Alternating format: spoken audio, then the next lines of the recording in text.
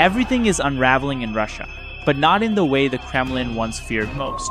This is not an instant uprising, not a sudden eruption of violence in the streets.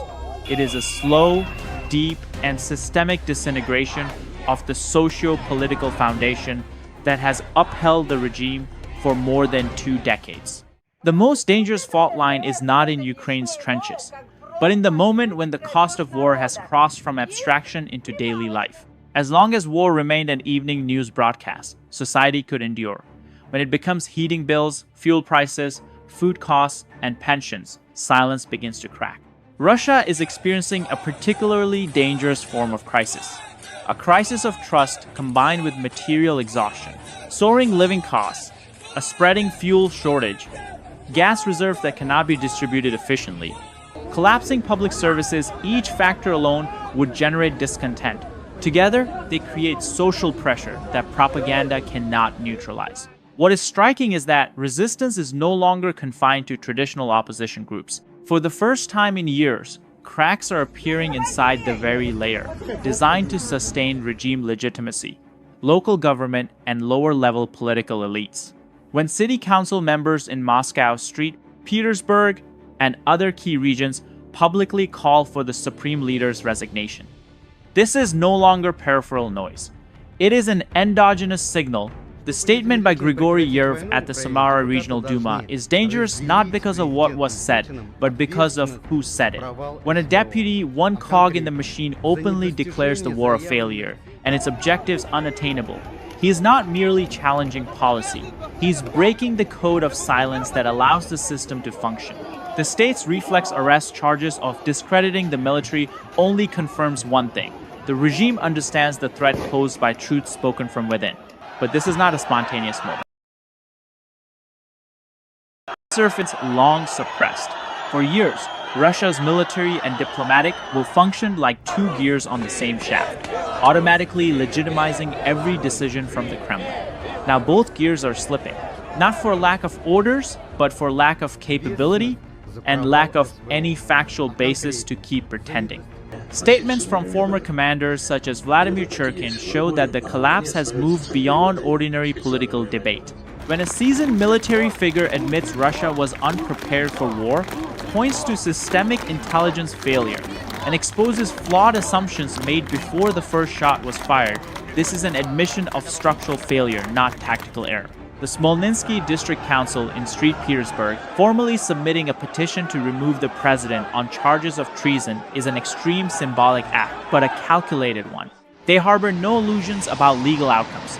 Their goal is to break the final taboo, naming defeat using the language of the very constitution the regime claims to uphold. Once the concept of treason is inverted and aimed back at the center of power, legitimacy ceases to be automatic. Parallel to political fracture is a social crisis far deeper and more corrosive. Fuel shortages do not merely hinder movement, they shatter daily rhythm heating, schooling, work, medical access. For the elderly, the regime's most loyal pillar, this is a decisive blow. Cutting social funds to offset war deficits, sharply reducing real pensions and delaying payments, has broken an already fragile social contract weakened since the 2018 pension reform. When the state begins taxing every meal through VAT increases, this is no longer budget adjustment. It is the transfer of war costs from the center of power to society at large. At that point, war ceases to be a state choice. It becomes a coerced burden placed on every citizen. The Kremlin's greatest danger is not protest, but the convergence of 3 forces: material exhaustion, loss of trust, and the erosion of tacit elite consensus. When these converge, history shows collapse requires no dramatic trigger. It only needs time. Even before the first shot was fired, Leonid Ivashov saw the outcome, not on an operational map, but in the structure of Russia's military itself. When a retired general publicly calls on the president to resign before war begins, this is not politics. It is a technical warning. The system lacks the capacity to withstand the conflict it is entering. Everything that followed merely confirmed it. Dozens of city council members in Moscow, St. Petersburg, and Samara did not coordinate a rebellion. They simply recognized the same reality. The state is demanding society pay for a war the apparatus itself knew could not be won. Instead of adjustment, the Kremlin chose denial. Putin declared the war would continue not because conditions allowed it, but because no political exit remained. While rhetoric in Moscow remains unchanged, reality at the front has shifted completely. This is no longer unit-to-unit combat, but an industrialized environment of destruction. FPV drones, real-time sensors, and Ukraine's precision fires have turned the front line into a continuous human grinder. European intelligence assessments indicate Russian monthly casualties have exceeded sustainable replacement thresholds. This is no longer a military problem. It is a biological and demographic one. The Kremlin understands this, and that is why it fears mass mobilization more than battlefield defeat.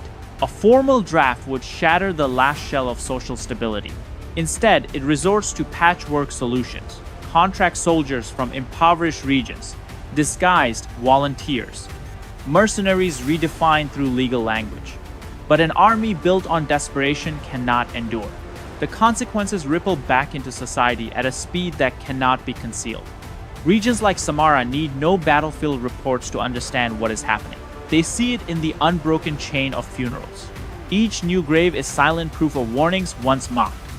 When Alexander Shokin speaks about VAT, this is not economic debate. It is confirmation that the 2026 budget is effectively a civilian sacrifice budget designed to sustain war.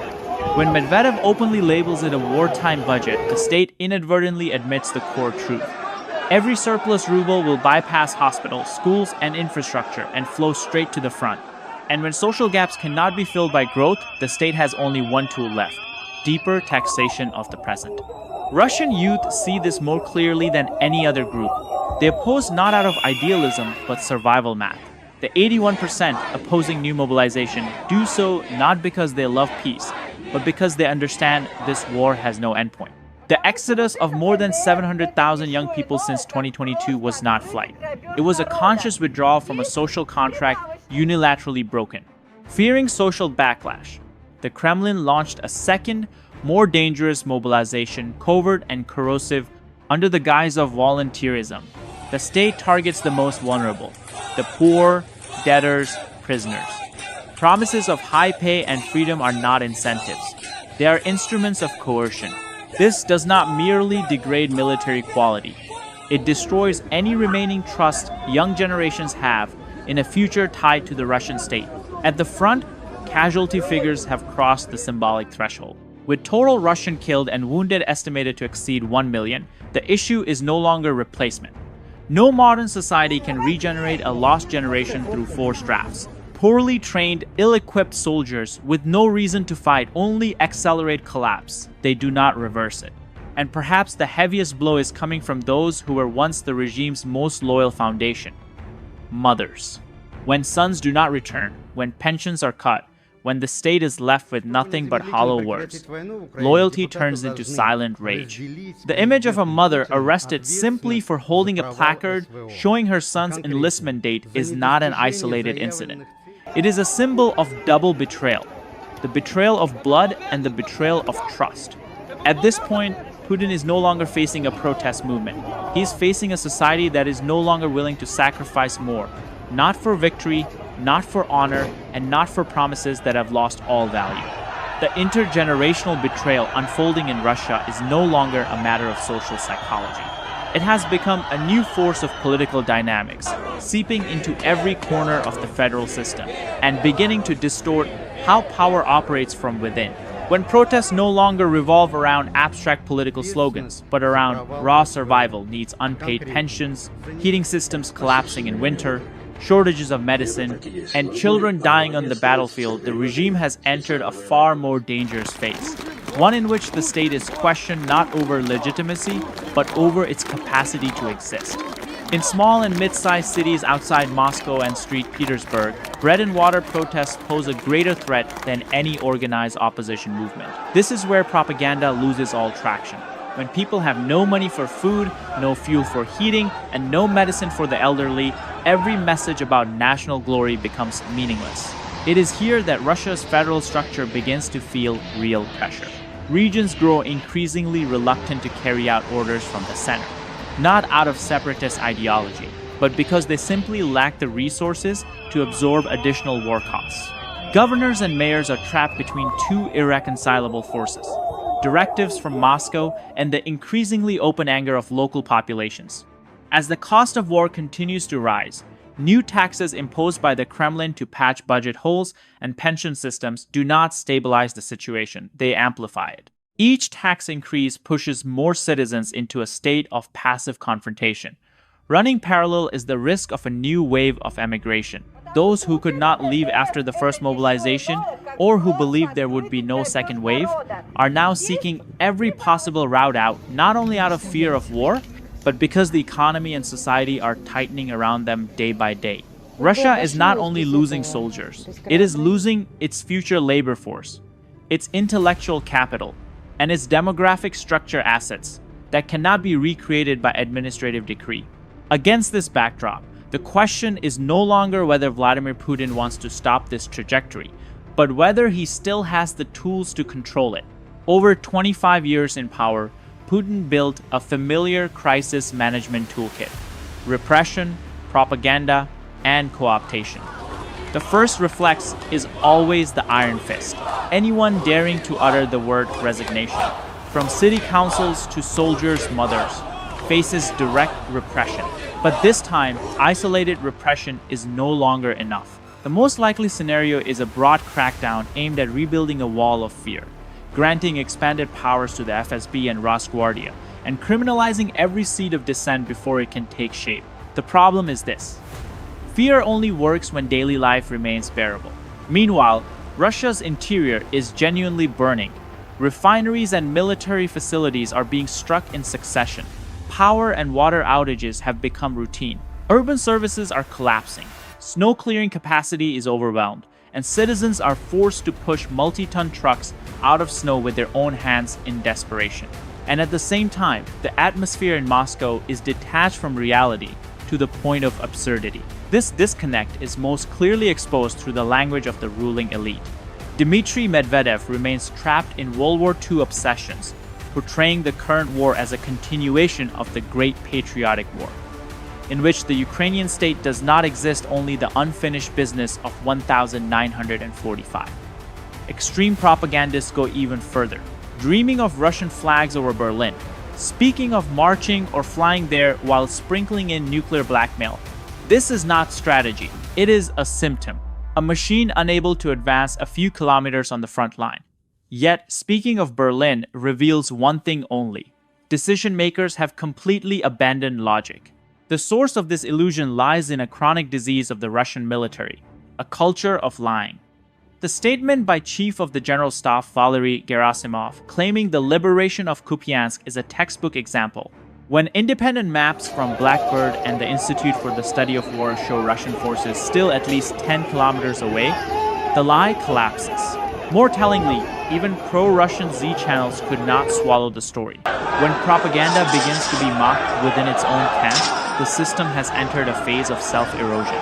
This culture of embellishment not only distorts leadership perception, it severs the real chain of command. Reports sent to the Kremlin reflect not the battlefield, but the desires of those receiving them. In such an environment, dreams of Berlin are not individual madness. They are the logical product of a system that has lost the ability to distinguish reality from fiction. Viewed as a whole, Russia is not merely facing a military or economic crisis. It is entering a cycle of self-destruction, with the price being the accumulated consequences of lies. The social contract Putin constructed, stability in exchange for obedience, has been broken from both sides. Stability is gone, while demands for obedience remain intact. And it is precisely this dissonance that is creating a condition more dangerous than any protest. A society that no longer believes, yet does not know where it will ultimately stand. That he had gone on a secret trip to Moscow to meet Putin. The newly released files related to Jeffrey Epstein do more than reopen a personal scandal. They expose a hidden layer of financial power structures that, until now, existed largely as speculation. What is shocking is not the sheer volume of material, more than 3 million records, but the density with which a single power center appears: Moscow. More than 10,000 references to the Kremlin, over 1,000 mentions of Vladimir Putin. This is no longer a statistical coincidence. It is a structural signal. One of the most striking details emerges from an email sent to Epstein at the very moment the West was beginning to harden its response to the Ukraine crisis. The email does not discuss war. It discusses money. More specifically, it refers to a 15-year global hunt to track down the hidden wealth of Russia's leadership, an effort reignited by actions taken under the Obama administration. Epstein's reply is brief: "I'll call him." There is no record of that call, and it is precisely this silence that demands analysis. In the world of offshore finance and covert capital flows, such calls are never about theory. This becomes even more noteworthy when viewed alongside a 2017 FBI report in which a confidential source alleged that Epstein acted as a secret asset manager for Putin and possibly for other world leaders as well. It must be emphasized, this is raw intelligence, not independently verified fact. But the FBI does not archive every rumor. A source is entered into federal records only when the information carries enough weight to merit preservation. The significance here is not whether the claim is definitively true or false, but how disturbingly well it fits Epstein's known behavioral pattern. Epstein was not a financier in the traditional sense. He did not build an empire through products or open markets. What he sold was the ability to make money disappear, to conceal, move, and restructure assets beyond the reach of national legal systems. A recorded interrogation of Epstein reinforces this picture. He does not deny working for some of the worst people in the world. Instead, he redefines morality on his own terms. Money, regardless of its origin, can be cleansed through philanthropy. This is not a defense. It is a manifesto spoken by someone who believed himself above conventional ethics. When Epstein is placed within the context of Russia in the early 2010s, the picture sharpens. Putin returned to the presidency in 2012 amid the largest protests Russia had seen since the collapse of the Soviet Union. Hundreds of thousands took to the streets, not over economics, but principle, a rejection of indefinite rule achieved by bending the constitution.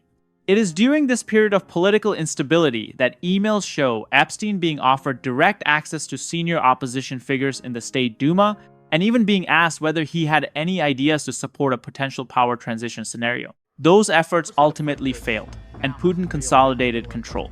But what matters is the role Epstein was expected to play, not as an activist, but as a backstage architect. By 2013, those ambitions expanded into the financial domain. Epstein was no longer seeking only political influence. He wanted to help restructure Russia's financial system, transforming it into a global financial hub, a vision detached from reality, yet perfectly aligned with the psychology of Russia's ruling elite at the time. Desperate to escape dependence on the West, while still craving access to Western financial tools. The key issue is not whether Epstein actually possessed the competence to achieve this. Many of his claims about his role in US derivatives markets have been discredited. The real issue is that Epstein positioned himself as a gateway between authoritarian political power and the global financial system, and more troublingly, he was taken seriously. Taken as a whole, the new documents do not prove a complete conspiracy, but they map out a gray zone where money, power, and opacity intersect. In that space, figures like Epstein do not need public visibility. They only need to exist long enough to connect things that should never be connected. That is what makes these files dangerous. Not because they answer every question, but because they show that the right questions are finally being asked. If earlier emails merely suggested that Epstein had access to Moscow, later documents indicate something far more serious. Epstein was not standing outside the doors of Russian power, he was actively trying to step into the room. In one email chain, Epstein states outright that the task of a former head of state was to arrange a private meeting with Putin. Not a conference, not an economic forum, a private meeting. This shatters a common misconception that Epstein was just a second-tier financial broker. He was not.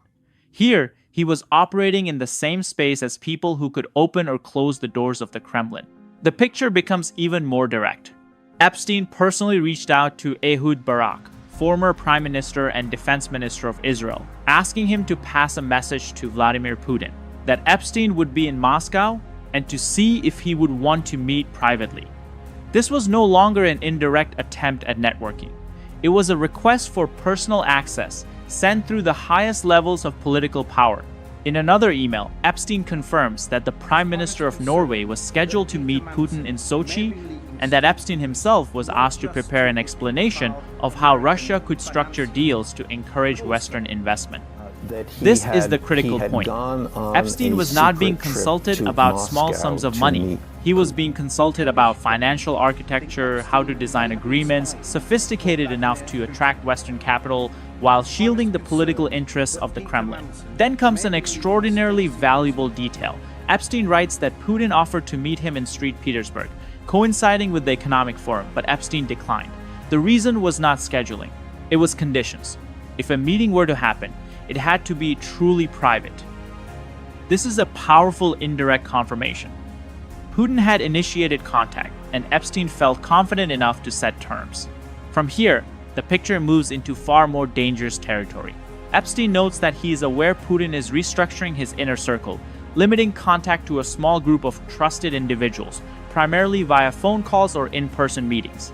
This is not public information. This reflects internal awareness of how Russian power was closing ranks.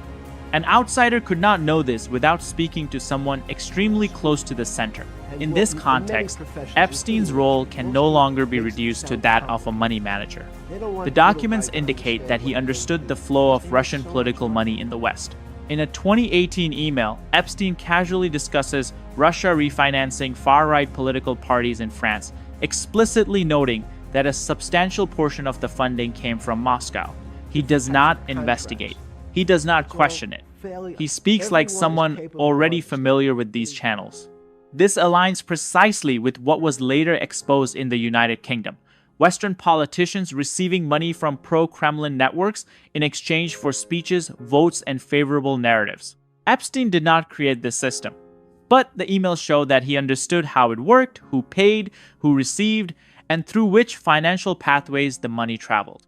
And this leads to the most important conclusion. Epstein was not the center of the story.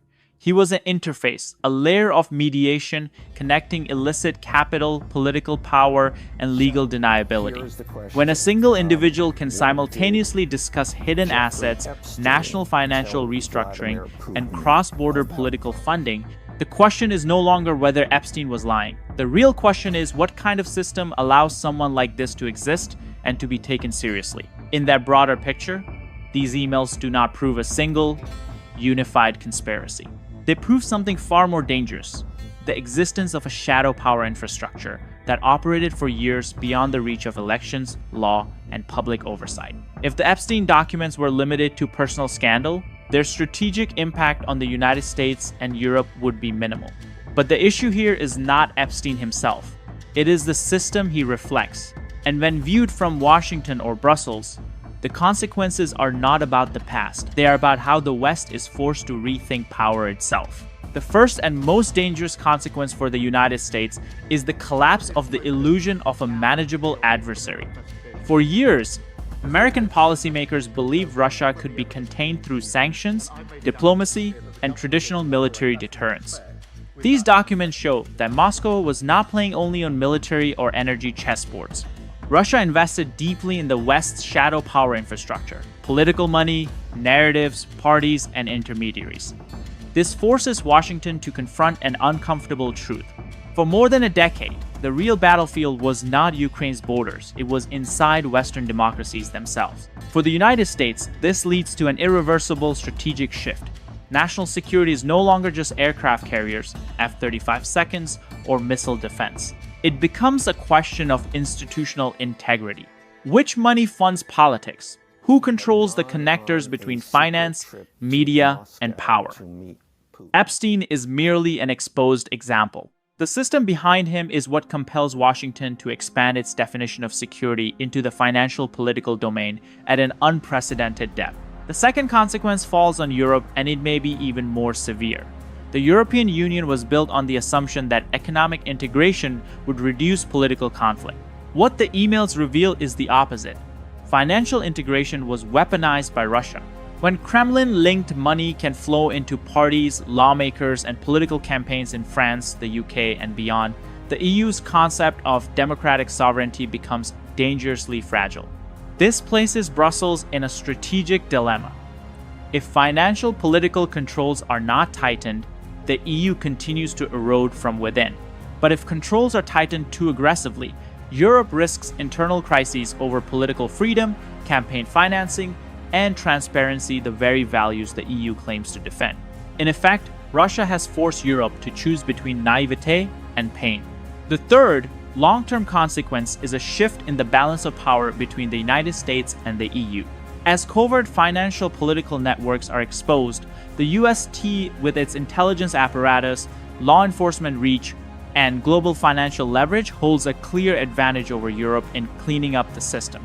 This reinforces Washington's role as the central coordinator of Western security, not only militarily, but in political hygiene.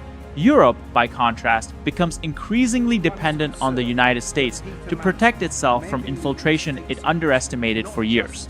Finally, there is a paradoxical but unmistakable strategic outcome. The weaker Russia becomes militarily, the more visible its corrosive legacy inside Western systems becomes. As Moscow loses the ability to shield itself with hard power, networks of money, influence, and information manipulation are dragged into the light. This does not make Russia stronger. It turns Russia into a case study and a warning. For the United States and the European Union, that lesson is stark. In the 21st century, power is not only the ability to defeat an adversary, but the ability to cleanse one's own system before that adversary succeeds in destroying it from within.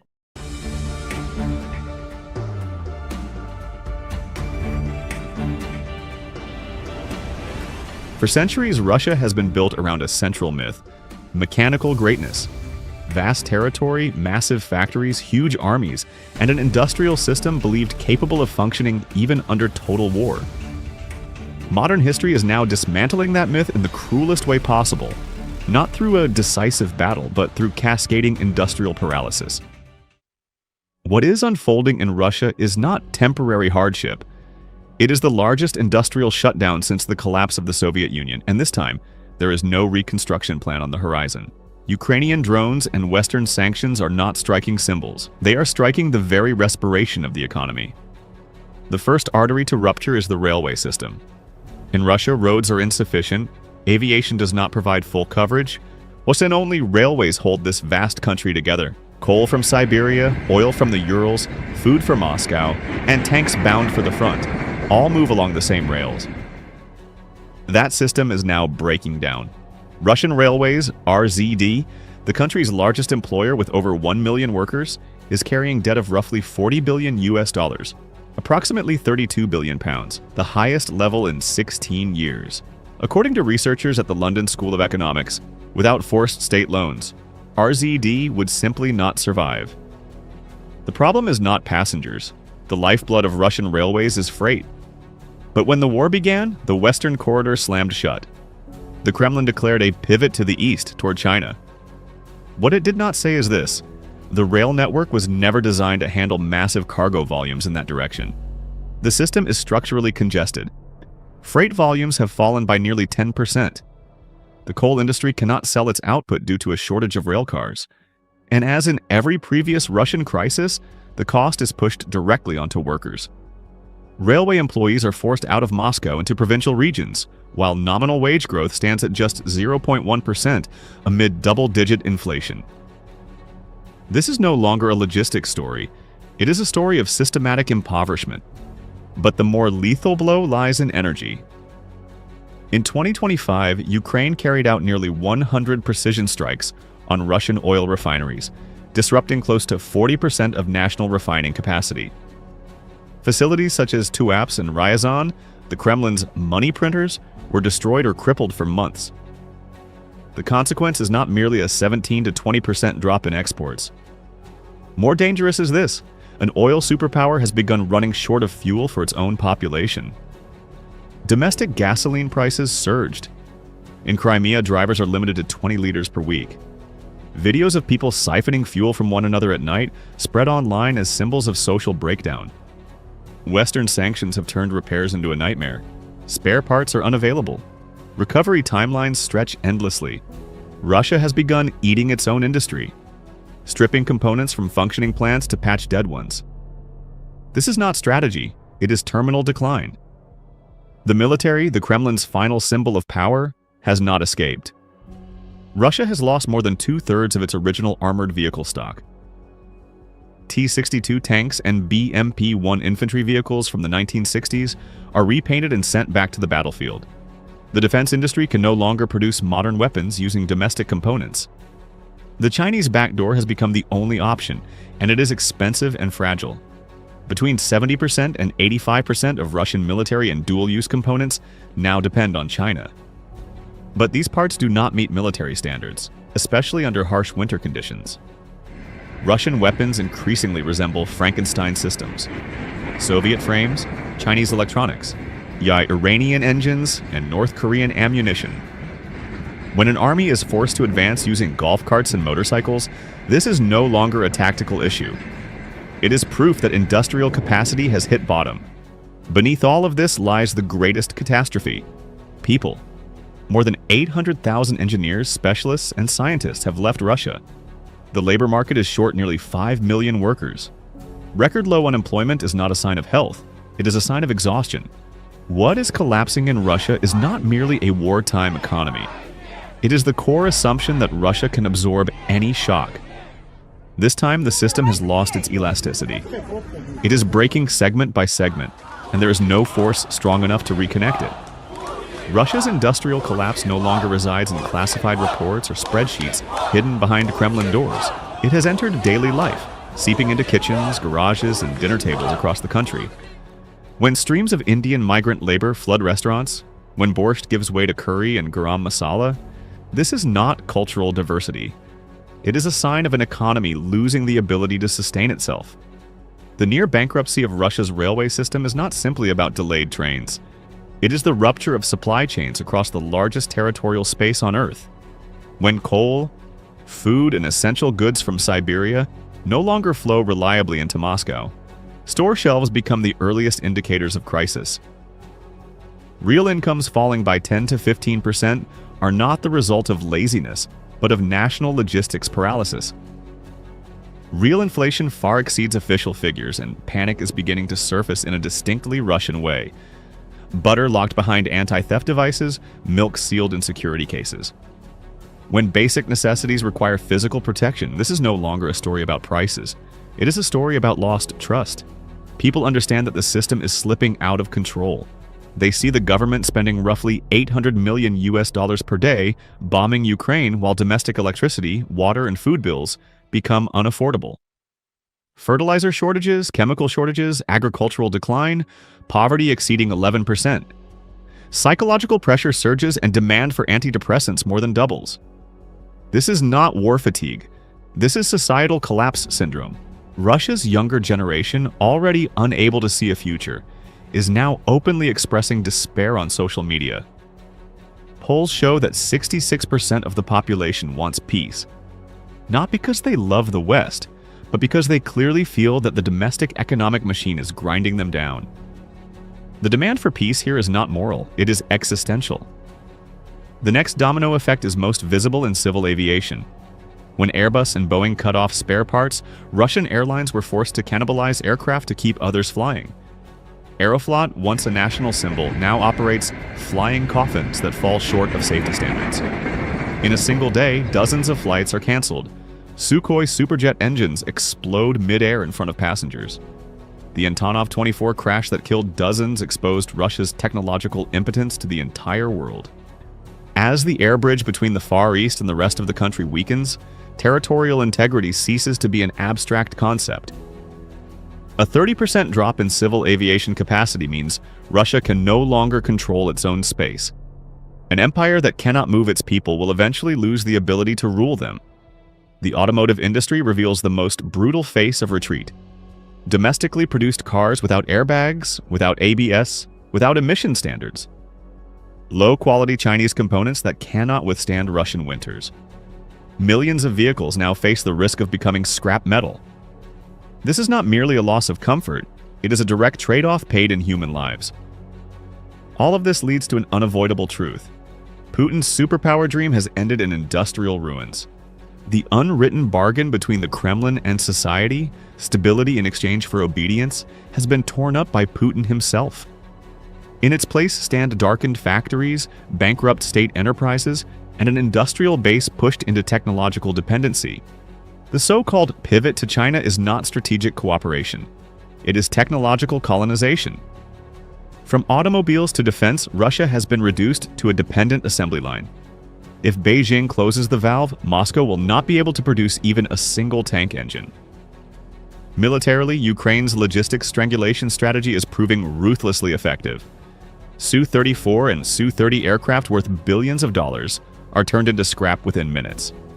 While Russia needs years to produce one, it takes only seconds to destroy it. This asymmetry is tearing down the foundations of Russian military doctrine. When S-400 systems cannot protect oil refineries, when railways carry debts worth tens of billions of pounds, the issue is no longer war. It is the expiration date of an empire. Russia's industrial backbone has snapped, and no propaganda campaign is loud enough to drown out that sound. Harsh weather is only the final catalyst, not the cause. But it exposes the truth in the most brutal way. In a single day at the end of January, Aeroflot was forced to cancel more than 30 flights. Not because of a rare blizzard, but because Russia's aviation system has lost its ability to absorb stress. Images from November 2025, when a Sukhoi Superjet 100 engine exploded mid-air in front of 90 passengers, burned a single message into Russia's collective psyche. Domestic technology is no longer reliable. This was no longer a technical malfunction. It was the moment trust collapsed. The true tragedy came in the summer of 2025, when an Antonov 24 crashed in a remote mountainous region of the Far East, killing 48 people. This disaster was not merely an aviation accident. It was a cold declaration that Russia has lost the ability to connect its own territory. When a vast country can no longer guarantee the safe movement of its citizens, spatial unity becomes a fragile concept. The air bridge between the Far East and the rest of the country is shrinking. According to Flight Global, Russia's civil aviation capacity has fallen by roughly 30%. This is official confirmation that Russia no longer controls its own skies as it once did. The weakness does not stop with aviation. It spills into every sphere of civilian life where industry once formed the foundation. The automotive sector is the most painful example. After Western manufacturers withdrew, domestic producers began releasing cars without airbags, without ABS, without modern safety standards. Russians are forced to drive vehicles built with low-quality Chinese components at ever-rising prices. This is no longer about comfort or lifestyle. It is about human safety being sacrificed to sustain an industrial illusion. Imported parts fail repeatedly in Russia's deep sub-zero winters. Millions of vehicles now face the risk of becoming unusable scrap due to the spare parts crisis. And from aviation to automobiles, from railways to energy, all of these data points converge on a single unavoidable truth. The dream of turning Russia into an industrial superpower has ended in the largest industrial wreckage of the modern era. Putin has personally shattered the unwritten contract with Russian society. Promises of stability and security have been replaced by dark factories, bankrupt state enterprises, and an economy that survives by dismantling itself. Russia is entering a new and far more dangerous phase: technological colonization. After being cut off from the West, Russia did not pivot to China. Russia became dependent on China. The auto industry turned into an assembly line for Chinese brands. The defense sector depends on low-grade components. Strategic autonomy, the very concept Moscow endlessly preaches, has effectively vanished. If Beijing cuts supplies, Russia will not be able to produce even a tank engine. At the same time, Ukraine's logistics squeeze strategy is striking at the entire structure of the Russian state. Oil refineries are bombed, the rail system is collapsing, and Russia's vast geographic advantage is being transformed into an uncontrollable burden. A country that cannot coordinate production or access its own territory will eventually see its central authority unravel. Fantastical propaganda projects, from trillion-dollar Alaska tunnels to new superpower fantasies, become absurd when placed next to the reality of a railway company carrying tens of billions of pounds in debt. Militarily, the blinding the bear strategy is proving brutally effective. Ukraine's precision strikes turn Su-34 and Su-30 aircraft worth billions into scrap metal within hours. This asymmetry is breaking Russian military doctrine at its roots. The S-400 system, once mythologized, can no longer protect even domestic industrial sites. Industrial giants that once shook the world are now slowly dying under the weight of Putin's ambitions. Oil refineries burn. Railways go bankrupt. These are not just economic indicators. This is the expiration date of an empire. Russia's industrial spine has snapped, and this time, there is no layer of propaganda thick enough to hide the sound.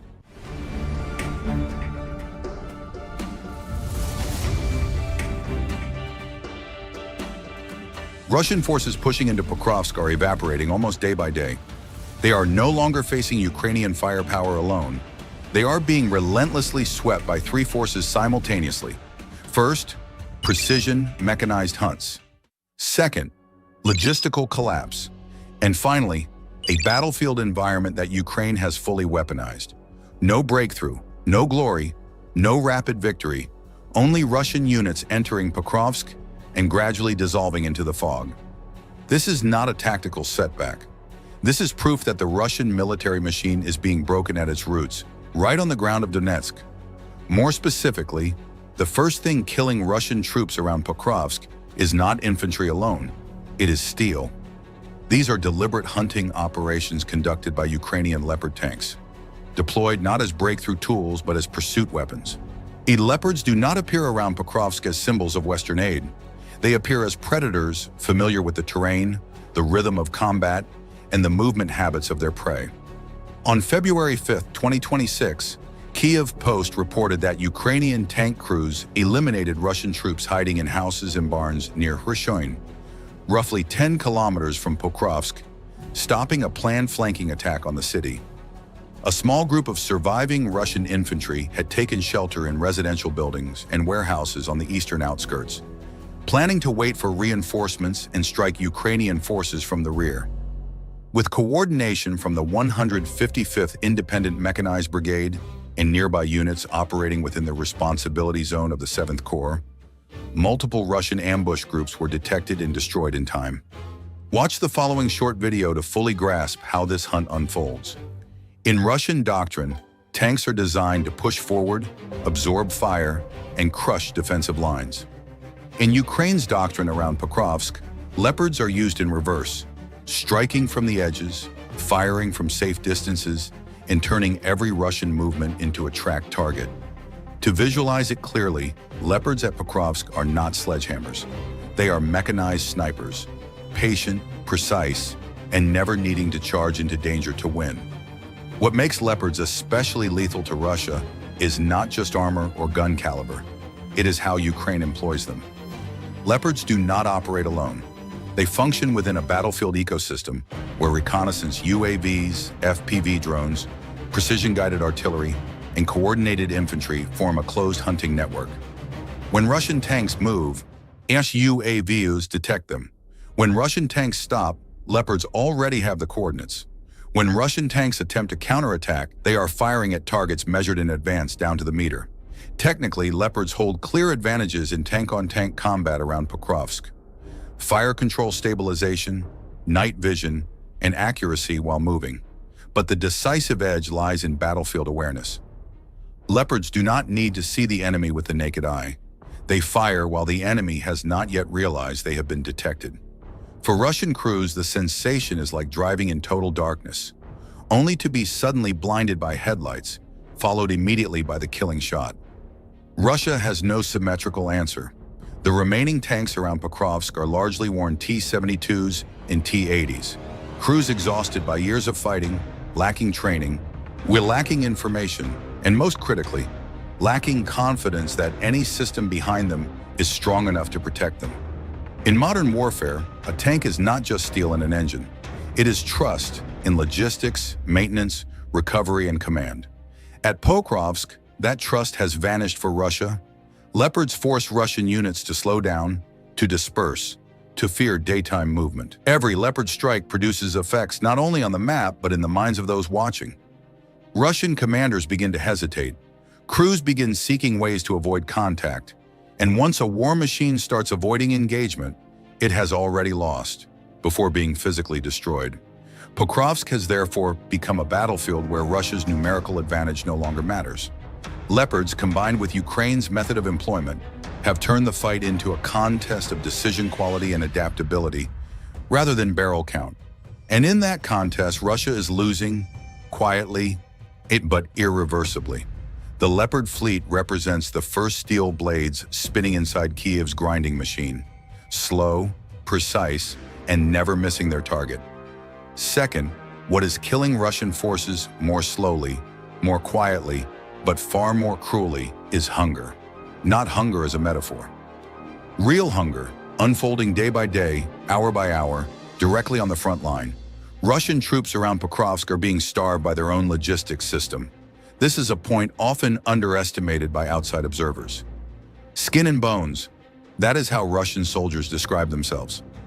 On February 4th, Kyiv Post reported that an intercepted phone call revealed Russian troops saying they had no food or water at the front, were rapidly losing weight, and that the logistics system had collapsed. In modern war, soldiers do not fall first to bullets. They fall when supply chains break, when meals become mere survival rations, and when no one knows whether tomorrow will bring anything at all. Pokrovsk is a perfect logistics trap, and Ukraine understands this extremely well. The city sits on a critical transport axis, where every Russian offensive effort must rely on a supply network that is long, fragile, and easy to sever. While Leopards and UAVs prevent Russia from advancing quickly, Ukraine's precision artillery and long-range drones are shredding the rear. One ammunition depot, one truck, one supply route at a time.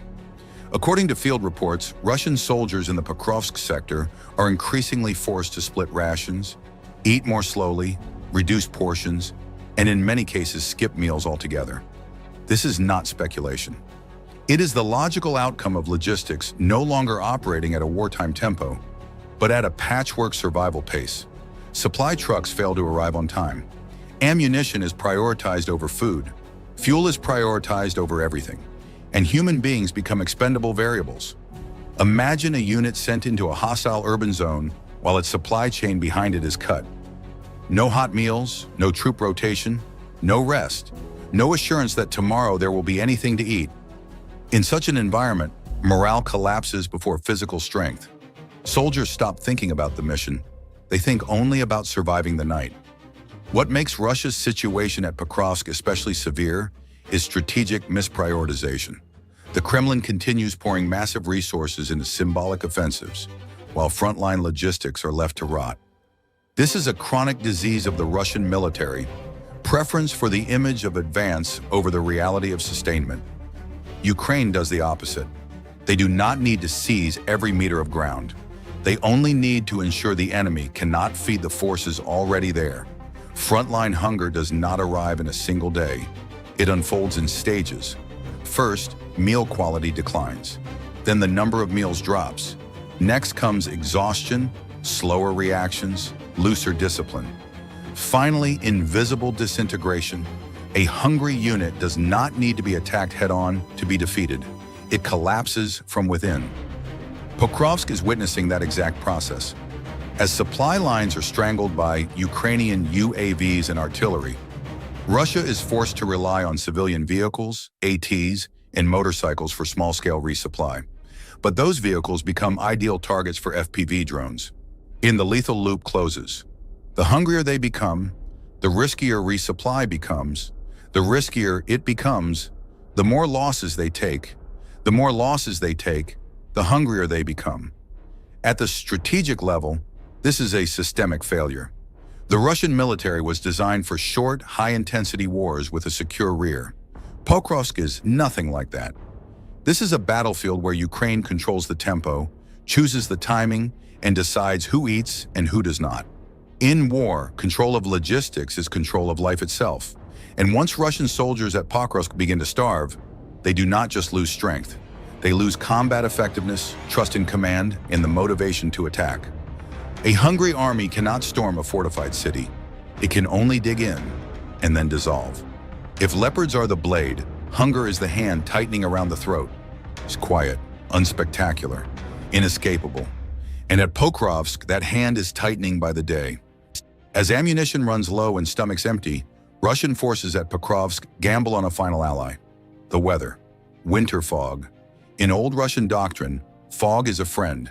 It blinds reconnaissance, degrades UAVs, and disrupts enemy observation.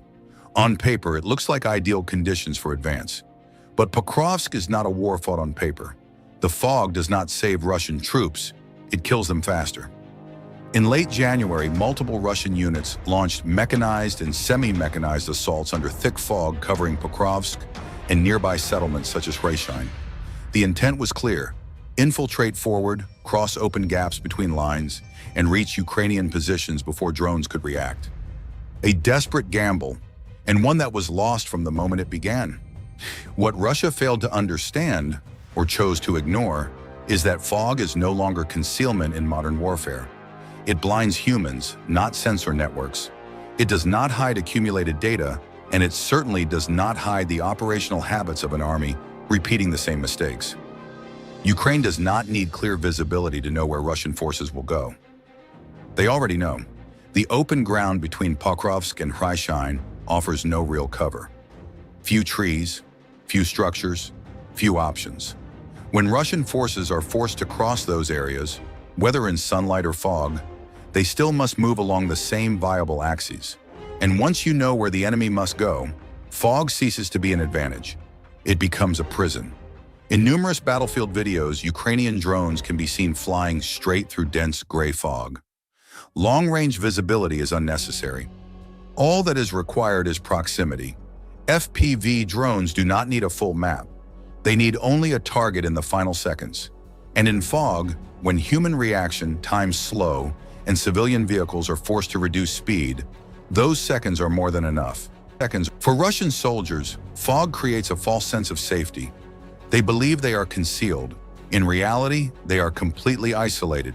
No lateral visibility, no awareness of friendly positions, no knowledge of whether the unit ahead is still alive or already destroyed. When the lead vehicle is struck by a drone and ignites, the vehicles behind see nothing but faint flames glowing through the mist. No direct command, no clear orders, only panic. And then the formation disintegrates. Fog does not just blind UAVs, it blinds Russia's command chain. Attacks under these conditions quickly fragment into small, disconnected groups, without support, without resupply, without an exit route. For Ukraine, this is no longer defense, it is hunting. At the doctrinal level, this is where Russia fails most deeply. They still assess the battlefield as if it were the 1980s. Bad weather reduces technological effectiveness. Ukraine fights by the opposite logic. Bad weather reduces human effectiveness. Drones do not tire. Drones do not panic. Drones do not starve. Russian soldiers do all three. There is a brutal paradox at Pokrovsk. The thicker the fog, the closer death comes. Attacks launched under the belief that this time the UAVs won't see become the most devastating losses. And this is not chance. It is the result of a Ukrainian defensive system that has adapted, learned, and weaponized the environment itself. When leopards prevent rapid advance, when hunger prevents endurance, fog delivers the final blow to Russia's illusion of control. They enter Pokrovsk hoping the weather will save them. But here, even General Winter has changed sides. Pokrovsk does not swallow Russian forces in one great battle. It grinds them down, in steel, in hunger, and in fog. The three forces killing Russian troops at Pokrovsk are not mysteries, not wonder weapons, not battlefield miracles. They are three very concrete expressions of a war machine cracking from within. The enemy's steel, their own empty stomachs, and an environment they no longer have the capacity to control. Pokrovsk is therefore no longer just a point on the Donetsk map. It is where Moscow's old assumptions are being crushed one by one. Russia can still throw manpower into the fight, but it no longer controls tempo, space, or consequences. Ukraine does the opposite. Fewer forces, but greater precision. Slower movement, but greater certainty. And most importantly, forcing the enemy to pay a price in ways the Kremlin can no longer hide.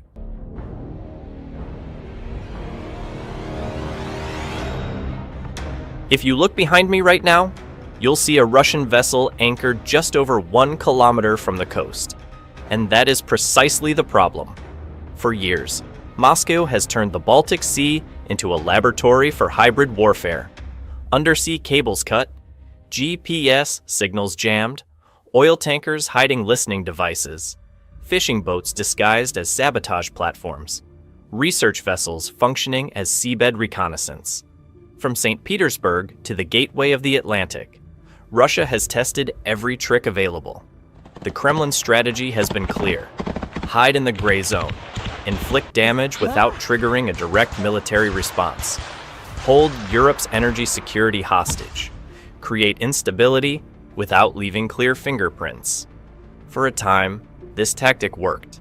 But that was before Russia misjudged one fundamental factor. They did not expect Scandinavia to step into the role of gatekeeper, and they did not expect Berlin to abandon its strategic hesitation. Helsinki, Stockholm, and Berlin reached the same conclusion. The Baltic Sea can no longer remain Russia's lawless backyard. From that moment on, Moscow stopped facing statements of deep concern. Instead, it faced patrol vessels, special forces, and international maritime law wielded as a weapon.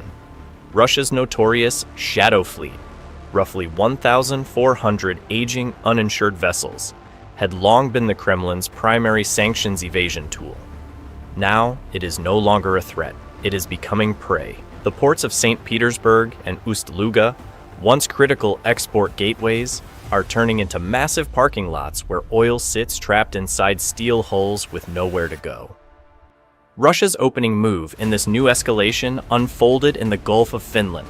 On the night of December 30th, a Russian vessel claimed it was anchoring to avoid a storm, but this was no search for shelter. The ship dragged its anchor across the seabed like a plow, deliberately violating maritime rules. The result? Data cables and energy pipelines connecting Finland and Estonia were severed with suspicious precision. Moscow called it a technical incident.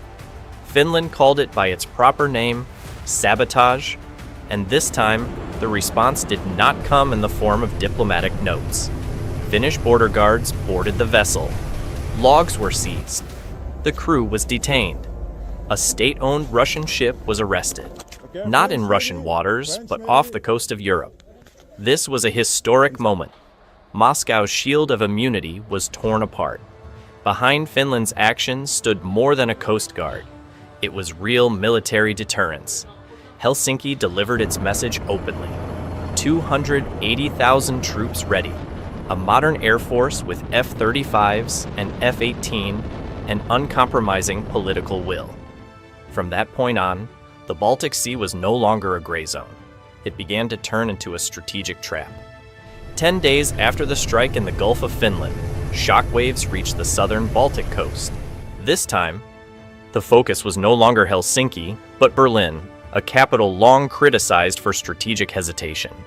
And it was here that Russia confronted an uncomfortable truth. Germany had changed roles. A Russian oil tanker, part of the Shadow Fleet, believed it could slip through the Danish Straits and reach the open world. The familiar plan: move slowly, stay quiet, exploit legal loopholes. But when the vessel entered German waters, the story ended immediately. The German Navy appeared. No gunfire, no escalation. Berlin used something sharper than artillery: environmental law. The radio message was short and cold, like a court ruling. The vessel lacked valid insurance. It failed safety standards. Passage denied. Turn around or face seizure. No negotiation, no gray zone. The Russian tanker was forced into a 180-degree turn, a symbolic moment. For the first time, a European state used sovereign authority to directly push a Russian oil tanker off a critical route. That turn was not just a maritime incident. It was a logistical fracture point. When the southern gateway closed, the entire system began to shake. While Berlin tightened the south, Stockholm sealed the north. Another Russian vessel, suspected of carrying weapons, requested technical shelter in Swedish waters, citing engine failure. It was an old trick. Stall, avoid inspection, wait for an opening. Sweden did not take the bait. The Coast Guard surrounded the ship at midnight. The decision was blunt. If it's broken, it stays until repaired. The result? Both the vessel and its military cargo were trapped indefinitely. These moves were not improvised. They reflected a new doctrine: treat hybrid warfare as a national security threat and respond with the full spectrum of state power, from military force to legal enforcement. Scandinavia had pursued this path for years. Now Germany had formally joined. From a strategic perspective, this is equivalent to erecting a steel wall around the Baltic Sea. Not a paper wall of diplomatic statements, but a wall of authority, inspections, and coercion. Every Russian vessel must now calculate the risk: detention, inspection, forced turnback, or worse. And when risk rises, costs rise. When costs rise, profit disappears. That is basic arithmetic, but it is arithmetic the Kremlin is losing. Russia once believed it could turn the Baltic into a hidden highway. What is taking shape now looks far more like a dense network of toll booths, each gate controlled by NATO. You can drive fast, but you cannot pass a checkpoint that is already closed. From this point forward, the question is no longer whether Russia can continue to evade sanctions in the Baltic. The question is how many exits it still has left. Locked down in the Baltic, the Kremlin was forced to test its luck farther afield, the Bristol Channel. This was not a random choice. The area sits atop transatlantic data cables linking the UK with North America and Europe, the arteries of the Western digital economy. For Moscow, one well-placed technical incident could plunge a vast system into prolonged darkness. Late one night at the end of January, a Russian vessel dropped anchor directly over critical cable routes. The familiar excuse followed: technical malfunction, a safety stop required. But the context had changed. After the chain of sabotage incidents in the Baltic, the era of naivety was over. London's response did not arrive in the form of diplomatic notes. It arrived as immediate military intervention. A Royal Navy Wildcat helicopter appeared, flying low, locking on. The message transmitted was brutally concise: weigh anchor and leave the area, or face the consequences. No negotiation. No gray zone. The Russian vessel was forced to withdraw from the sensitive position, a decision made in minutes, but with long-term strategic meaning. This was the turning point. Britain officially shifted from monitoring to interdicting. And when London made that move, the rest of Europe understood that the rules of the game had changed. The consequences followed immediately. 14 European states coordinated to close the Baltic to Russia's Shadow Fleet. Inspection mechanisms were activated simultaneously. International maritime law was applied to its fullest extent. The sea, once treated by Moscow as a legal vacuum, suddenly became a chain of legal military traps. Here, the West's most sophisticated move was not firepower, but the weaponization of law. Without firing a single shot, they dismantled Russia's sanctions evasion model using safety standards, insurance requirements, and environmental regulations. The Shadow Fleet, in reality, aging, uninsured, high-risk vessels, was placed in a position where legal operation became impossible. Environmental protection turned into a scalpel, cutting directly into the Kremlin's war revenue stream. Moscow had no proportional counterstrike. Escort oil tankers with warships, and it confronts NATO directly. Do nothing, and ships are detained, turned back, inspected, one by one. It is a dilemma Russia created itself. Worse still, the domino effect began to surface. When one corridor is tightened, another becomes the target. Northern ports clog up, vessels wait. Costs rise, delivery contracts lose value. On the market, Russian oil is increasingly labeled as high delivery risk. Deeper discounts, harsher terms, money flows into the treasury more slowly, while the cost of war remains unchanged. The lesson of Bristol is unmistakable. Gray zone warfare only works when the opponent hesitates.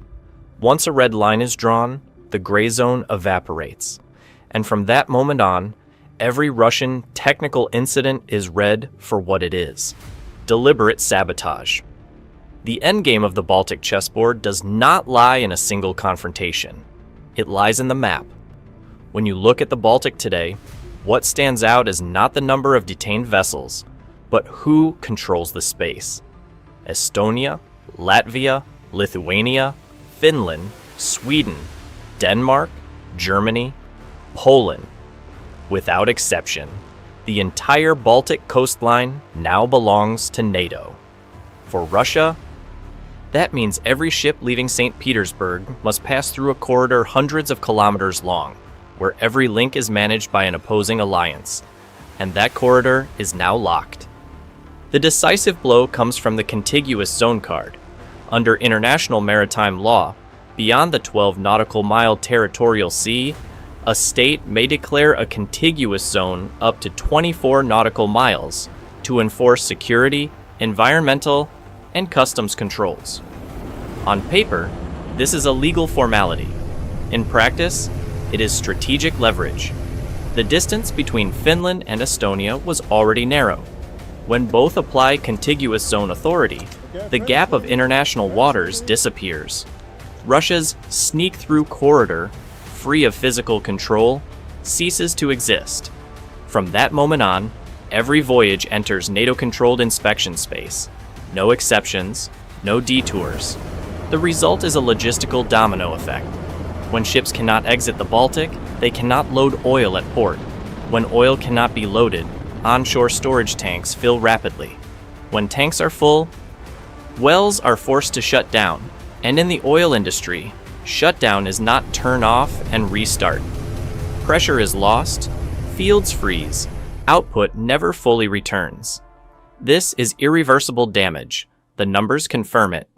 Russia's fossil fuel export revenue has fallen to its lowest level since the start of the war. Asian customers, especially India, have sharply reduced imports due to delivery risk. Russian oil is sold as non-guaranteed cargo, discounted so deeply it verges on loss. This is not a loud shock. It is a silent bomb detonating inside the Kremlin's war budget. Pushed into a corner, Moscow turns to desperate tactics. Cable sabotage, deliberate anchoring, civilian vessels as cover. But these actions themselves end the gray zone era. Finland boards and seizes ships. Germany and Denmark stop, inspect, turn back. Britain intervenes militarily. Immediately. Each time Russia tests the boundary is redrawn sharper. The squeeze does not stop at the Baltic. Kaliningrad, Russia's isolated exclave, becomes the haunting equation. Land routes are controlled by Lithuania and Poland. Sea routes lie in Finnish and Swedish hands. If the Tallinn to Helsinki corridor is fully closed, Kaliningrad suffocates. Fuel, food, military supplies, all depend on a route Russia no longer controls. 300 years ago, Peter the Great opened the Baltic door for Russia to enter Europe. In early 2026, that door slammed shut, not through diplomacy, but through geographic mathematics and law. Oil does not flow. Money does not enter. Time now stands on the other side. The Baltic Sea is no longer Russia's trade route. It is the trap holding Moscow in place. And the key, now, rests in NATO's hands.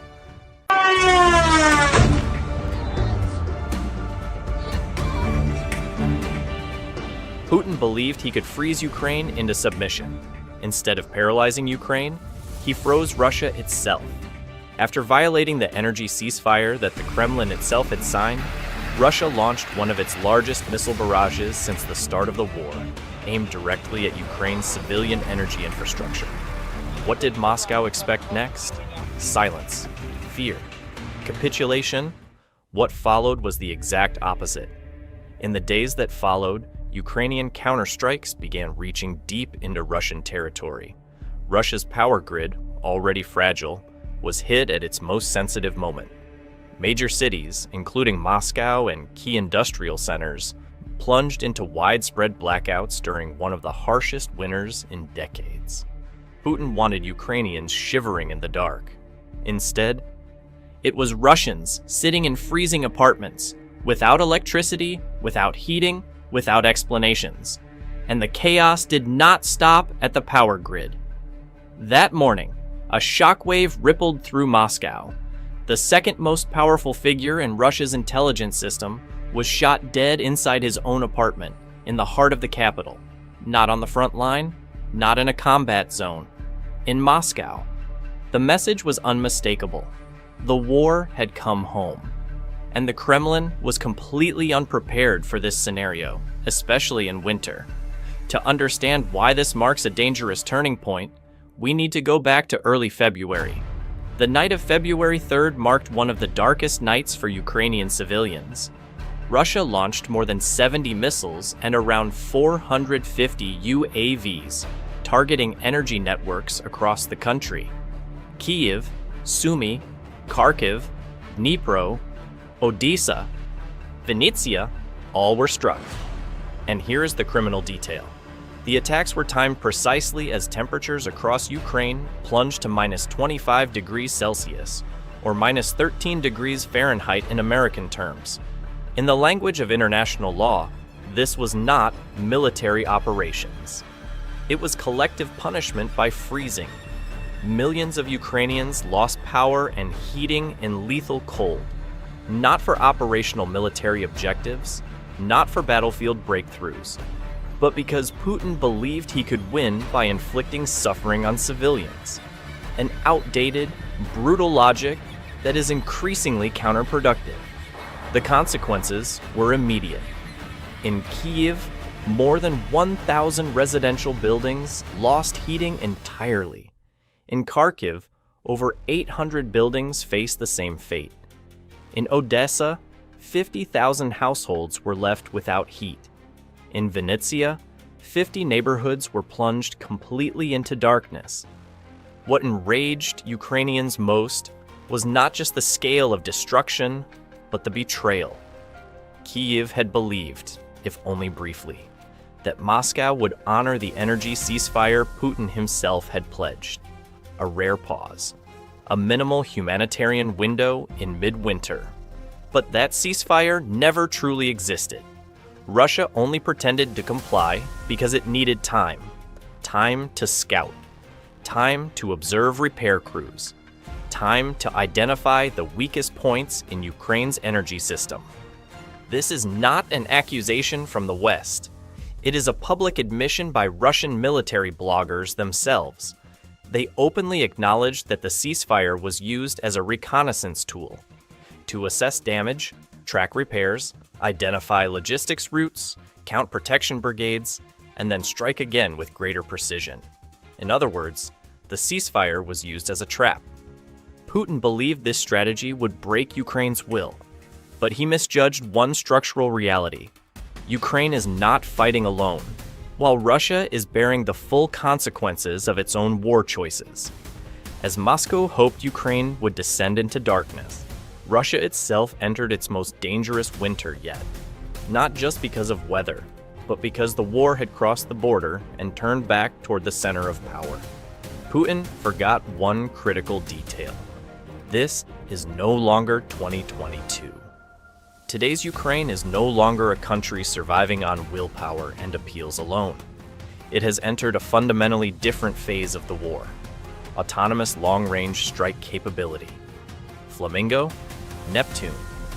Names Moscow, once dismissed as propaganda symbols, are now real, operational tools, used without asking anyone for permission to fire. That is precisely why Ukraine's response was not only fast, but strategically punitive. The first target, Belgorod. Not a symbolic strike, not harassment, but a deliberate sequence of attacks designed to shatter the illusion of safety inside Russia itself. At least 5 direct explosions were recorded by local residents. Videos spread across Russian Telegram channels before censors could react. The sound was not the familiar falling debris described in Moscow's statements. It was the sound of real impacts, deep, heavy, and successive. A local Russian media outlet was forced to admit this was the largest attack on Belgorod since the war began. In a single night, residents heard dozens of explosions across the region. The consequences were immediate. power outages, water cuts, entire districts plunged into darkness. What matters most here is not the physical damage, but the psychological impact. Belgorod is not the front line. Russians long considered it a safe rear area. When that city went dark in midwinter, at the same moment Ukraine was enduring the cold, the message became impossible to misread. Pain is no longer one-directional. The regional governor was forced onto evening television, and in his voice, the usual confidence of state propaganda was gone, replaced by panic compelled to acknowledge reality. Energy facilities had been hit. The damage was real. Thick smoke rose from the main power plant, images no censorship team could fully erase, and Belgorod was only the beginning.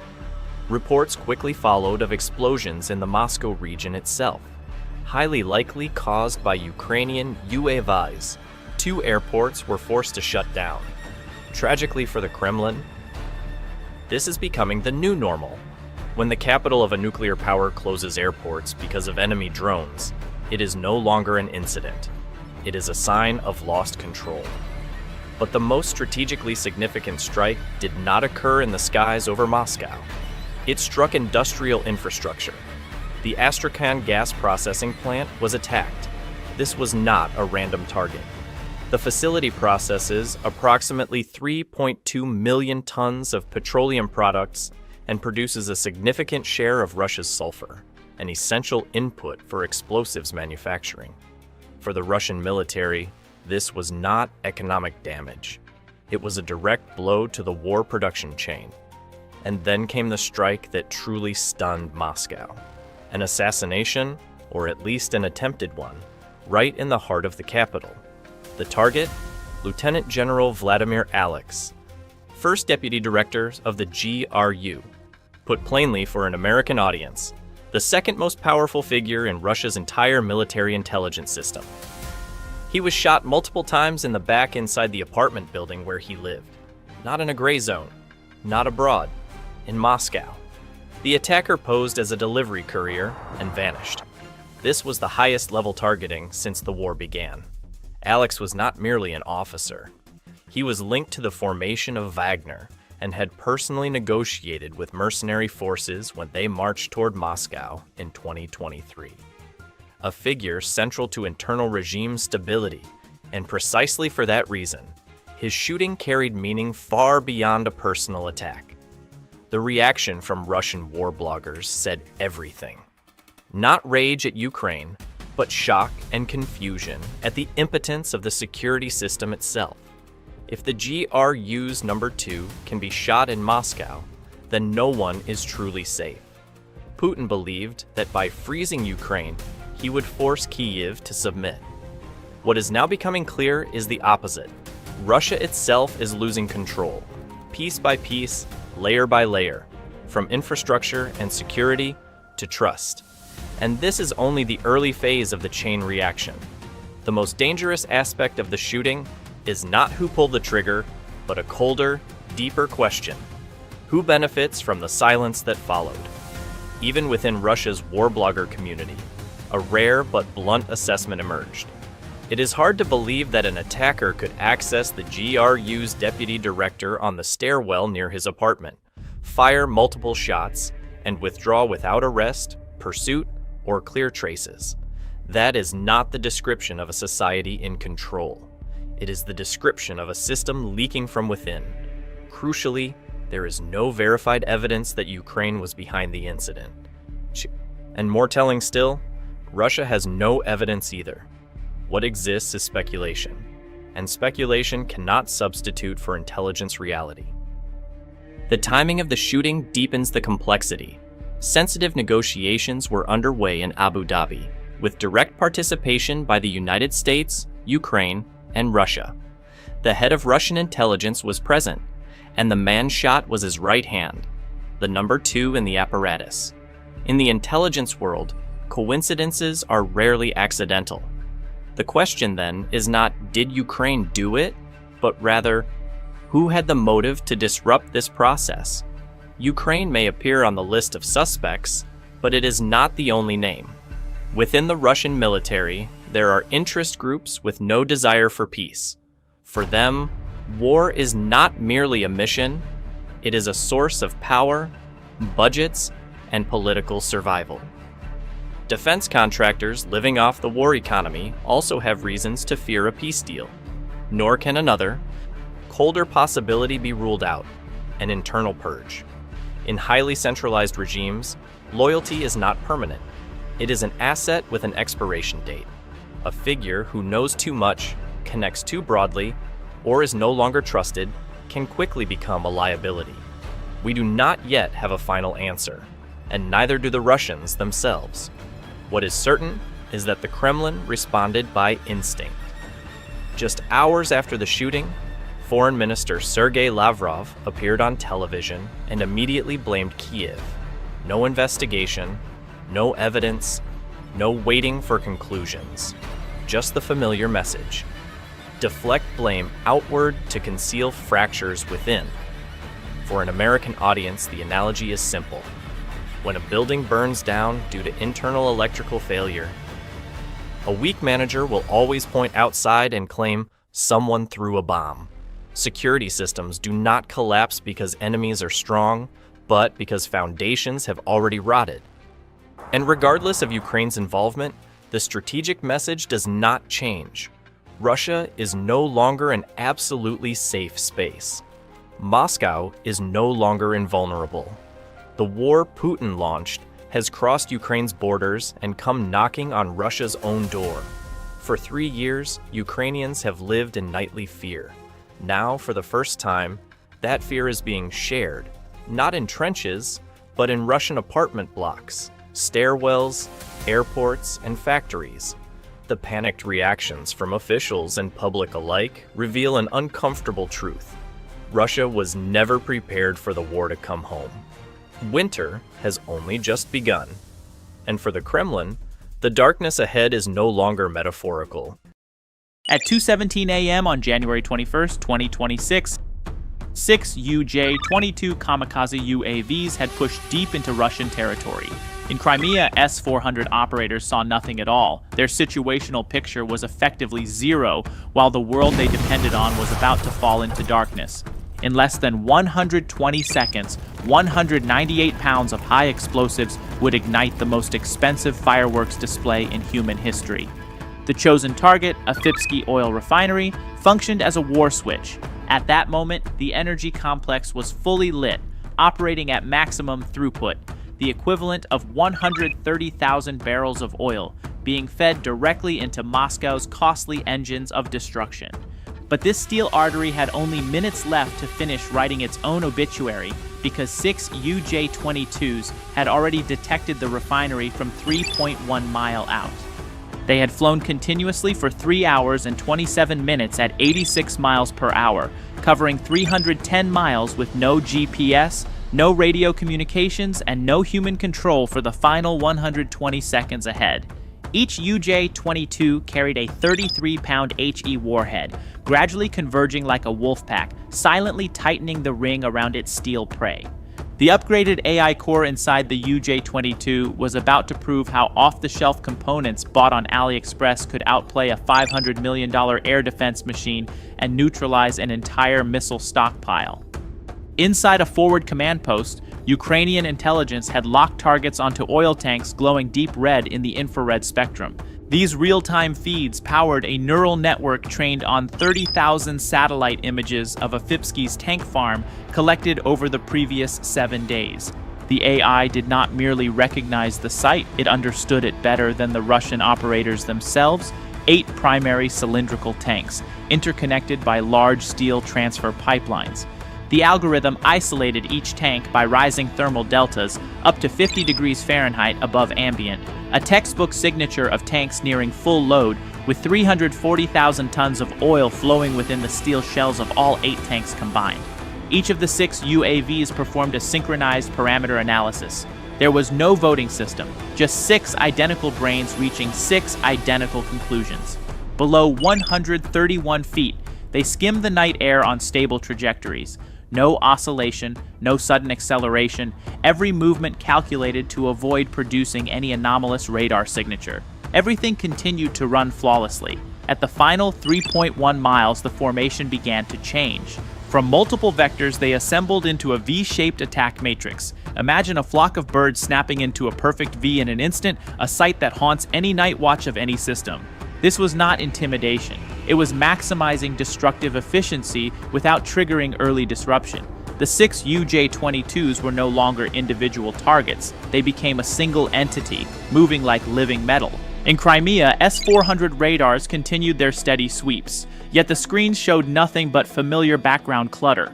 When the range collapsed to 1.8 miles, the formation split layers. 3 UJ-22s climbed 65 feet, holding a direct approach toward the tank roofs.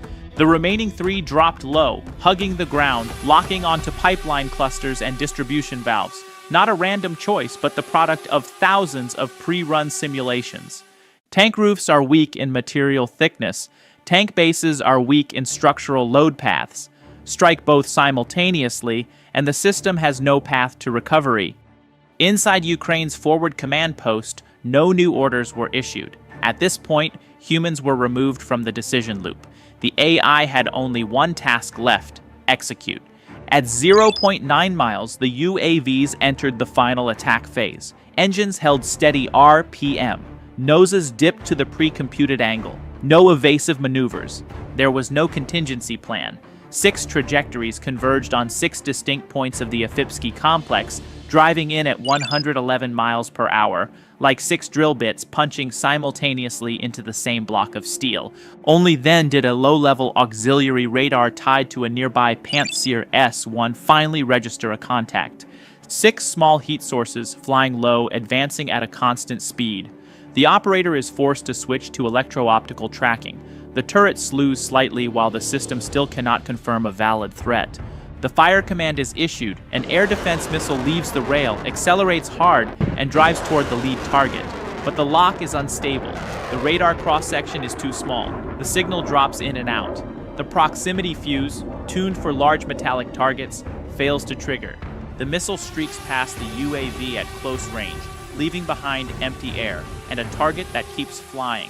Those UAVs haven't even done anything yet, and they've already burned hundreds of millions of dollars of Russian hardware. From the ground, 30mm cannons open fire.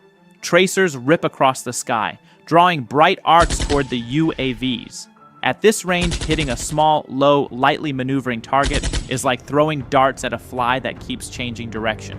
A few rounds self-detonate midair, leaving black puffs that mark failure. In under a minute, the air defense units hit a deadlock. Missiles don't work. Cannons endanger the oil tanks behind them. There is no safe firing angle, no time to realign. Every probability calculation collapses below acceptable thresholds. The 6 UJ-22s are not fighting Russian air defenses.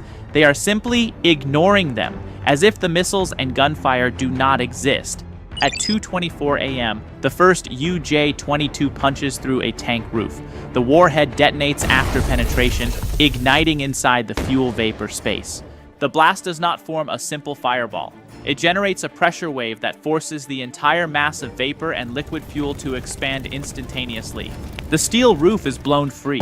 Metal plates tear from the frame like foil ripped from a roll. Seconds later, adjacent tanks are triggered in sequence. Pressure propagates through the piping network, turning lines meant to move oil into conduits of explosion. The automatic fire suppression system activates exactly as designed. Foam is pumped at maximum flow. At these temperatures, the foam doesn't smother flames, it flash vaporizes. In just over a minute, the entire foam reserve is exhausted while the fire footprint expands by the second. Radiant heat climbs so rapidly that steel members begin to deform. Safety sensors trip one after another, not because the incident is controlled, but because they've exceeded their operating limits. Underground fuel from tanks not yet struck continues to flow by inertia, feeding the blaze like an unbroken circulatory loop. At this point, Afipsky is no longer an operating refinery. It has become a massive thermal emitter, clearly visible from space. A facility once regarded as Moscow's logistics war switch is rendered irrecoverable in minutes. The 6 UJ-22s have completed their mission. No turn back, no confirmation signal. The action chain closed the moment the target collapsed. What remains is fire, pressure, and a question every Russian command post must confront. If such crude UAVs can cross 500 kilometers of airspace and strike a war artery, then nowhere is truly out of reach. When the first rescue teams approach the Afipsky area, they do not enter an incident scene. They enter a furnace in operation. Radiant heat slams into fire engine windshields, making the metal vibrate as if something is hammering from inside. Vehicle thermal sensors spike beyond measurable limits, forcing crews to halt at a distance every manual labels outside the intervention zone. A widespread power outage ripples across the city and surrounding areas. Images and videos recorded by residents and shared online over recent days tell the rest of the story. At 10:27 p.m., January 21st, 2026, a Ukrainian FP-2 unmanned aerial vehicle lifted off from the coastline of Odessa Oblast. Exactly 35 seconds later, another followed. The sequence repeated until 7 drones were airborne. They crossed the Black Sea on a one-way flight toward the Taman oil port, the largest energy hub in southwestern Russia. The facility exports 25 million tons of oil annually, injecting nearly $15 billion into the Russian economy and feeding the machines tearing through Ukrainian soil. In less than 3 hours, those 7 FP2s would arrive to change all of that. But first, they had to survive the next 90 seconds. From the east, just 3.1 miles away, a Russian Vasily Baikov-class patrol ship emerged from the fog. The lead drone snapped hard to the right, carving a sharp, evasive turn. The patrol vessel had spotted something. A 12.7mm heavy machine gun on the deck erupted, tracer fire slicing past all 7 UAVs, close enough that the remote operators more than 248 miles away could almost feel the heat of the rounds tearing through the air. But at 3.1 miles, trying to hit a target with a radar cross-section of just 0.3 square meters is something no Russian firing range trains for, because it is simply not realistic. The sailors immediately switched to Verba man-pads, systems designed to hunt helicopters and low-flying aircraft, now desperately chasing a target 80 times smaller than their design parameters. The drones did not merely fly in perfect formation. They executed clean, disciplined, evasive maneuvers. 3 FP2s climbed sharply, while 4 dropped to wave-top altitude. 1 missile lost lock entirely and plunged into the Black Sea. Another detonated nearly 490 feet off axis. The fragments were enough only to cause a slight shudder in 1 FP2's airframe. The fuse of the 3rd missile detonated on empty air. The 4th, by sheer luck, found its mark. 1 FP2 showed signs of power loss, slowed, and became the sole viable target, allowing the Russian patrol to salvage a fragment of pride. 1 UAV detonated. The missile blast combined with the FP2's 44-pound warhead, forming a fireball that briefly illuminated the sea. The remaining 6 drones accelerated, pushing past the patrol's engagement envelope at 118 miles per hour. These were not commercial drones, they were next-generation Ukrainian loitering munitions. The FP2 is the direct successor to the UJ-22, faster, more lethal, harder to intercept, and cheaper. A new nightmare for every Russian radar crew. Cheaper means more, and more means lower interception odds. The S-300 commander in Crimea was about to understand why a $400 million air defense system could be rattled by flying steel worth less than $25,000 apiece. The distance to the Taman oil terminal had shrunk to 15.5 miles. A rectangular search radar finally swept a tracking beam across the drones. The crew had observed them for minutes, but only now could they attempt to classify targets from sea clutter. The problem was simple: 90% of the FP2's structure is fiberglass, reflecting barely 1/10 the radar energy of a metal aircraft. At 15.5 miles, the drones appeared smaller than migratory birds on the scope. The operator could not establish a solid lock. Before a firing decision could be finalized, the FP2S were already closing on the port. One interceptor, a single 48 N6 missile, was launched. $2 million accelerated to Mach 6, racing forward while the operator still lacked a stable target solution. The FP2S skimmed the surface, flying just 16.4 feet above the sea, low enough to taste the salt of the Black Sea air. The interceptor dove after them at a 60-degree descent angle. But the 48N6 uses aerodynamic control surfaces, requiring airflow to maneuver. At such a steep dive, lift collapsed. The 315-pound warhead slammed into the water, disappearing beneath the waves. At exactly 1:08 a.m., the first FP2 struck tank number 3. The hardened penetrator crushed through the roof, shattered the insulation layer, and punched straight into the oil mass held in thermal equilibrium. 0.18 seconds later, the HE fuse triggered. Internal pressure surged exponentially, exceeded design limits, and the safety hatch was violently blown free. This was a hybrid HE penetrator warhead, combining mechanical penetration with incendiary initiation, carrying 44 pounds of explosive. The reinforced steel nose was engineered to breach tank roofs, thin steel plating, or light concrete, delivering the explosive charge deep inside the target volume. A column of fire 230 feet tall erupted vertically. The shockwave compressed air back toward the ground, tearing loose protective panels and radiating heat into the 2 adjacent tanks. The second drone struck the central manifold cluster. There was no fireball. There was flowing fire. Pressurized pipelines were severed, oil sprayed outward as liquid flame, igniting instantly upon contact with red-hot surfaces. Within 5 seconds, 3 primary lines were destroyed. Emergency shutoff valves failed to respond. The control power supply had already destabilized. The third FP2 dove at nearly an 85-degree angle into the sidewall of tank number 5. There was only a deep, sustained roar, like steel being torn from the earth itself. The tank wall split open along a vertical fracture. Oil spilled out, cascading onto concrete already heated beyond ignition thresholds. A self-sustaining fire took hold. Oil, concrete, and steel forming a closed thermal loop requiring no further trigger.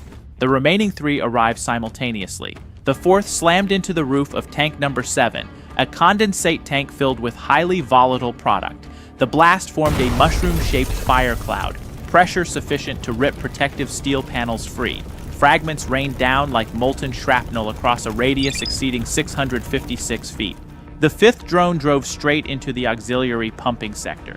Electric motors, compressors, and generators detonated in sequence as high-pressure oil met exposed sparks. Secondary explosions rippled every 0.5 to 1 second, collapsing all flow continuity. The entire pumping system shut down in 3 seconds. The 6th FP2 did not target a tank. It hit the technical control complex directly. The explosion was smaller, but precise. Electrical panels burned through, control cables melted into droplets, and operational computers went permanently dark. From that moment on, there was no capability to close valves, isolate fire zones, or initiate emergency procedures. The thermal pressure chemical chain reaction crossed every control threshold. Radiant heat expanded outward, preventing any firefighting force from approaching within 1,150 feet. Adjacent tanks heated at accelerating rates, protective coatings peeled away, and structural steel began to lose integrity. Within 10 minutes, 2 auxiliary tanks auto-detonated from overheating. Within 30 minutes, the fires merged into a continuous sea of flame, bright enough to reflect off low cloud cover. Within 1 hour, the entire tank farm lost structural safety. All 6 FP2s had completed their mission. The rest of the night and the days that followed were no longer governed by human decisions. Only physics, pressure, and time continued their work. By dawn, the Taman oil port was no longer an export node on the map. It had become a blackened void in Russia's logistics chain. No further strikes were required, no additional orders issued. What had been initiated now ran on physical inertia, metal expanding and collapsing, pressure shattering structure, fire feeding endlessly on fuel. The 6 FP2s left no trace of themselves, but their consequences would persist for months. Every hour of halted pumping meant budgetary hemorrhage. Every extinguished tank meant 1 fewer pulse of firepower reaching the front lines. Putin is trying to keep his mutant offspring called war alive through a single artery, selling billions of dollars in oil to Turkey through the Black Sea. That route begins at Russia's port of Novorossiysk and ends in Turkey's Ceyhan, the last lifeline of Moscow's war budget. It is a narrow, fragile corridor, easy to choke, yet it pumps over $100 billion a year into a regime already on life support. But on the 9th of January 2026, Putin personally severed that artery with the most reckless and foolish decision of the war, attacking 2 Turkish civilian vessels anchored at Ukrainian ports. The truth must be stated plainly. Every single day along this Russia-Turkey corridor, Moscow's shadow fleet glides quietly through, carrying crude oil, hard cash, and the final breath of Russia's war economy. For a long time, that route existed for one reason alone: Turkey. Ankara did not protect Russia, but it also did not strangle it. Turkey acted as the gatekeeper of the Black Sea, controlling the straits under the Montreux Convention and maintaining a strategic balance, not siding with Moscow, yet not delivering a fatal blow to Russian trade. For the Kremlin, this was a life or death assumption. As long as Turkey's coastline remained safe, Russia's war economy could still breathe. And that assumption bred dangerous immunity fantasies in Moscow. Russia began acting as if this route were an entitlement, not a fragile strategic favor. Lines were crossed, warnings were ignored, and step by step, Moscow marched toward a fatal strategic error, turning the Black Sea from a lifeline into the burial ground of Russia's already dying economy. The 9th of January 2026, Russian forces launched UAV and missile attacks against civilian merchant ships entering Ukrainian ports in the Black Sea. 2 Turkish-flagged vessels were hit. They carried no weapons, no military equipment, and were involved in no combat activity. Their sole mission was to load grain and soybeans under the Food Corridor framework. 1 Turkish sailor was killed. For Ukraine and the international community, this was another familiar war crime, another moment where Moscow shredded its lie of only targeting military objectives. But for Ankara, this erased a red line. This was not merely an attack on civilian shipping. It was a direct strike against the maritime security order Turkey sponsors in the Black Sea, and a direct threat to Ankara's strategic credibility as guardian of vital trade routes. In Turkey's security logic, if Russian UAVs can strike civilian ships along routes Ankara guarantees today, then tomorrow any vessel hugging Turkey's coastline can become a target. And once maritime security collapses, Turkey's exclusive economic zone immediately enters a strategic risk state. This is the moment Moscow's core assumption began to disintegrate. President Erdogan did not need to shout. In diplomacy, when Ankara declares that the situation has crossed the alarming threshold, the message carries only one meaning: patience has ended. The next step would no longer be a warning, but structural retaliation, powerful enough to paralyze the very lifeline Moscow believed untouchable. The final drop spilled the glass. The Black Sea began transforming from a lifeline into a closing strategic trap for Russia. This attack was not an accident, not an impulse. It was the inevitable climax of deliberate escalation, and the moment Moscow signed its own economic death warrant. Throughout this period, the Kremlin repeatedly tested Ankara's response, escalating tension step by step beyond the surface.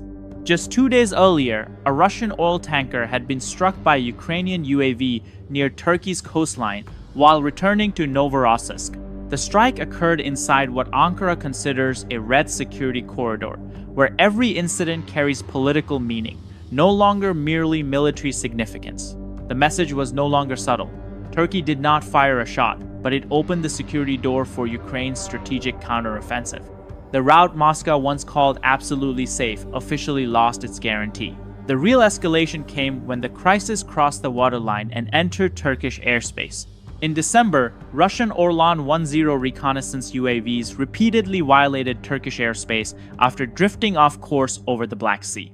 4 violations in just 10 days, a number that cannot be dismissed, explained away, or forgiven. For Ankara, this was no longer a technical incident. Turkey's Air Force activated rules of engagement. F-16 fighters were scrambled and shot down a Russian UAV, deemed out of control. But what truly shook Ankara's security establishment was not the shoot-down itself, it was where the wreckage came down.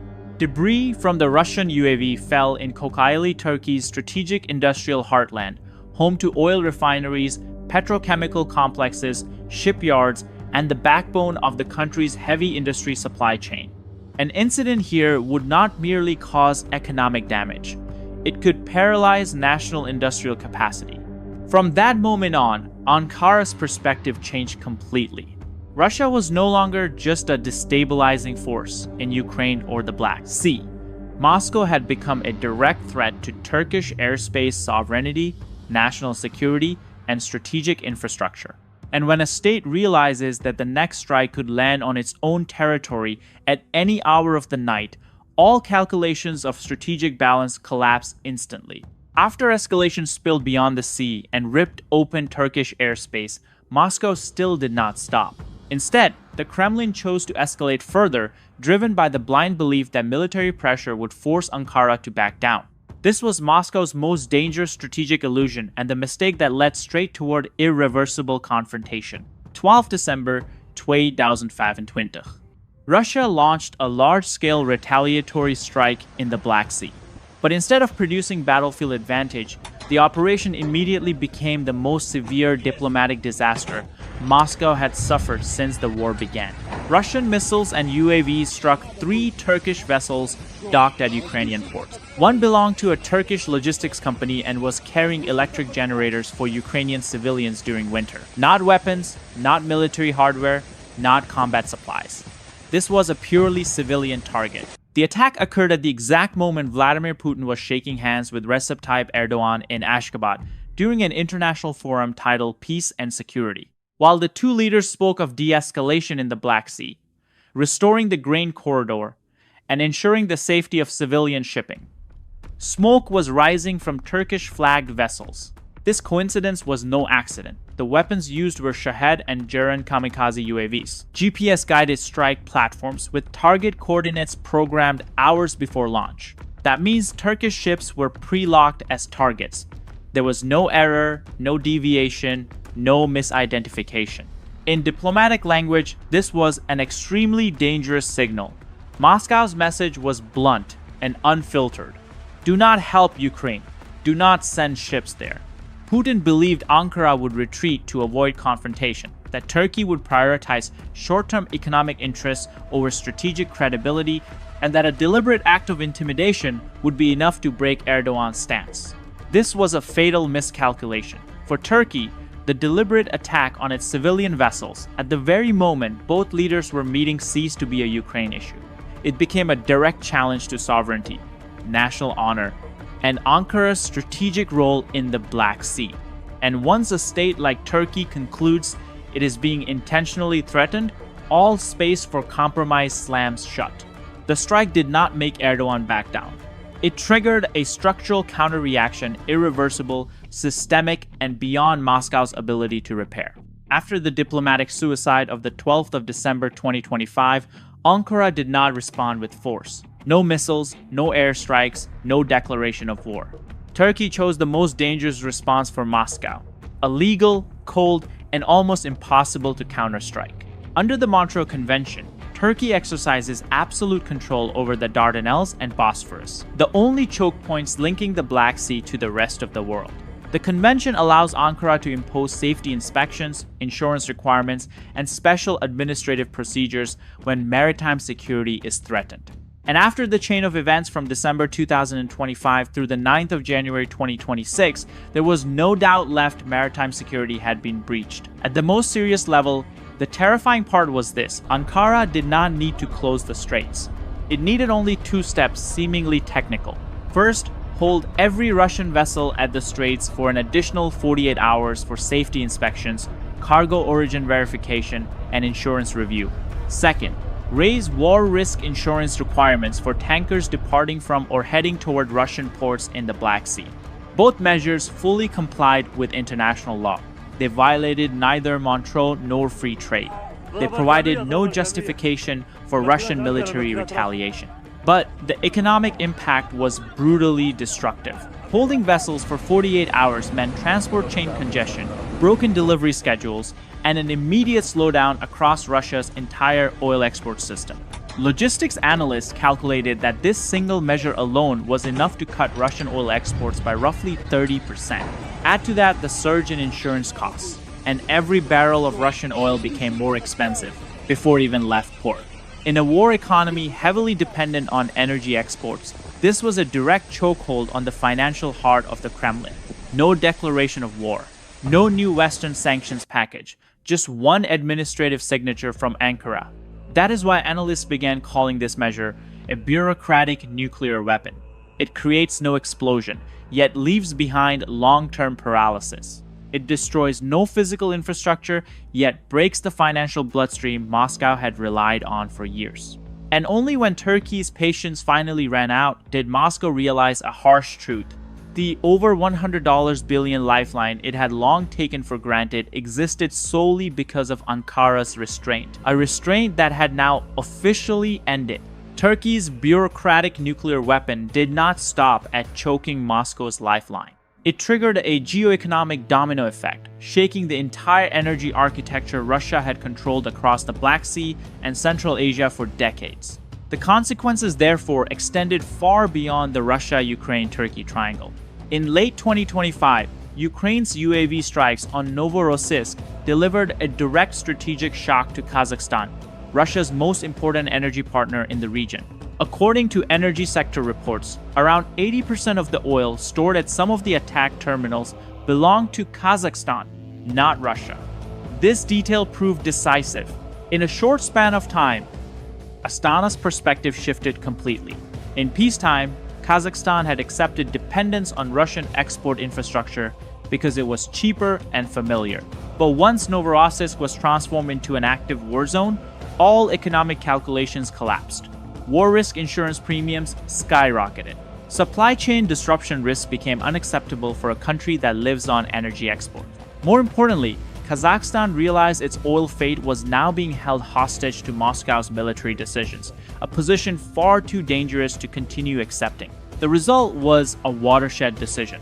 Kazakhstan turned away from the Russian route. Instead of continuing to push oil through the Black Sea via Novorossiysk, Astana shifted toward the Central Asia-Caucasus-Turkey energy corridor, a route long suppressed by Moscow's political pressure. This corridor costs more in the short term, but it offers strategic stability, something the Russian route can no longer guarantee. For Moscow, this meant a structural loss. Russia did not merely lose transit volume. It lost geoeconomic monopoly over Central Asia, and with it, the irreplaceable role the Kremlin had used for leverage for years. Once Kazakhstan departed, the message to the entire region was unmistakable. Russia is no longer a safe corridor. Any state that continues to tie its energy fate to Moscow is deliberately placing itself in a zone of strategic risk. The dominoes had fallen, and Moscow no longer had the ability to stand them back up. Looking back at the full chain of events from late 2025 to early 2026, one reality is undeniable. Russia did not fail because it lacked weapons. It did not fail because it lacked manpower. Russia failed because it misjudged the decisive domain of modern warfare. Vladimir Putin tried to strangle Ukraine with missiles, UAVs, and economic blockade. But through blind strikes on civilian ships, grain corridors, and neutral partners, he severed his own economic lifeline. In Moscow's strategic mindset, the Black Sea had once been a safe backyard, a space where Russia could deploy forces, control trade, and impose its will on neighbors. That assumption has been completely erased. Today, the Black Sea no longer serves Russia.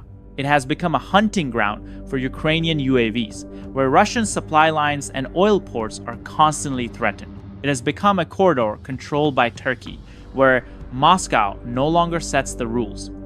And ultimately, it has become the strategic graveyard of Russia's geoeconomic ambitions in the region. Most importantly, this war is no longer decided in trenches, defensive lines, or traditional battle maps. It is being decided in a place that appears deceptively quiet, the queues of ships waiting outside the Bosphorus. There is no artillery fire there, only administrative forms, insurance certificates, and safety inspections.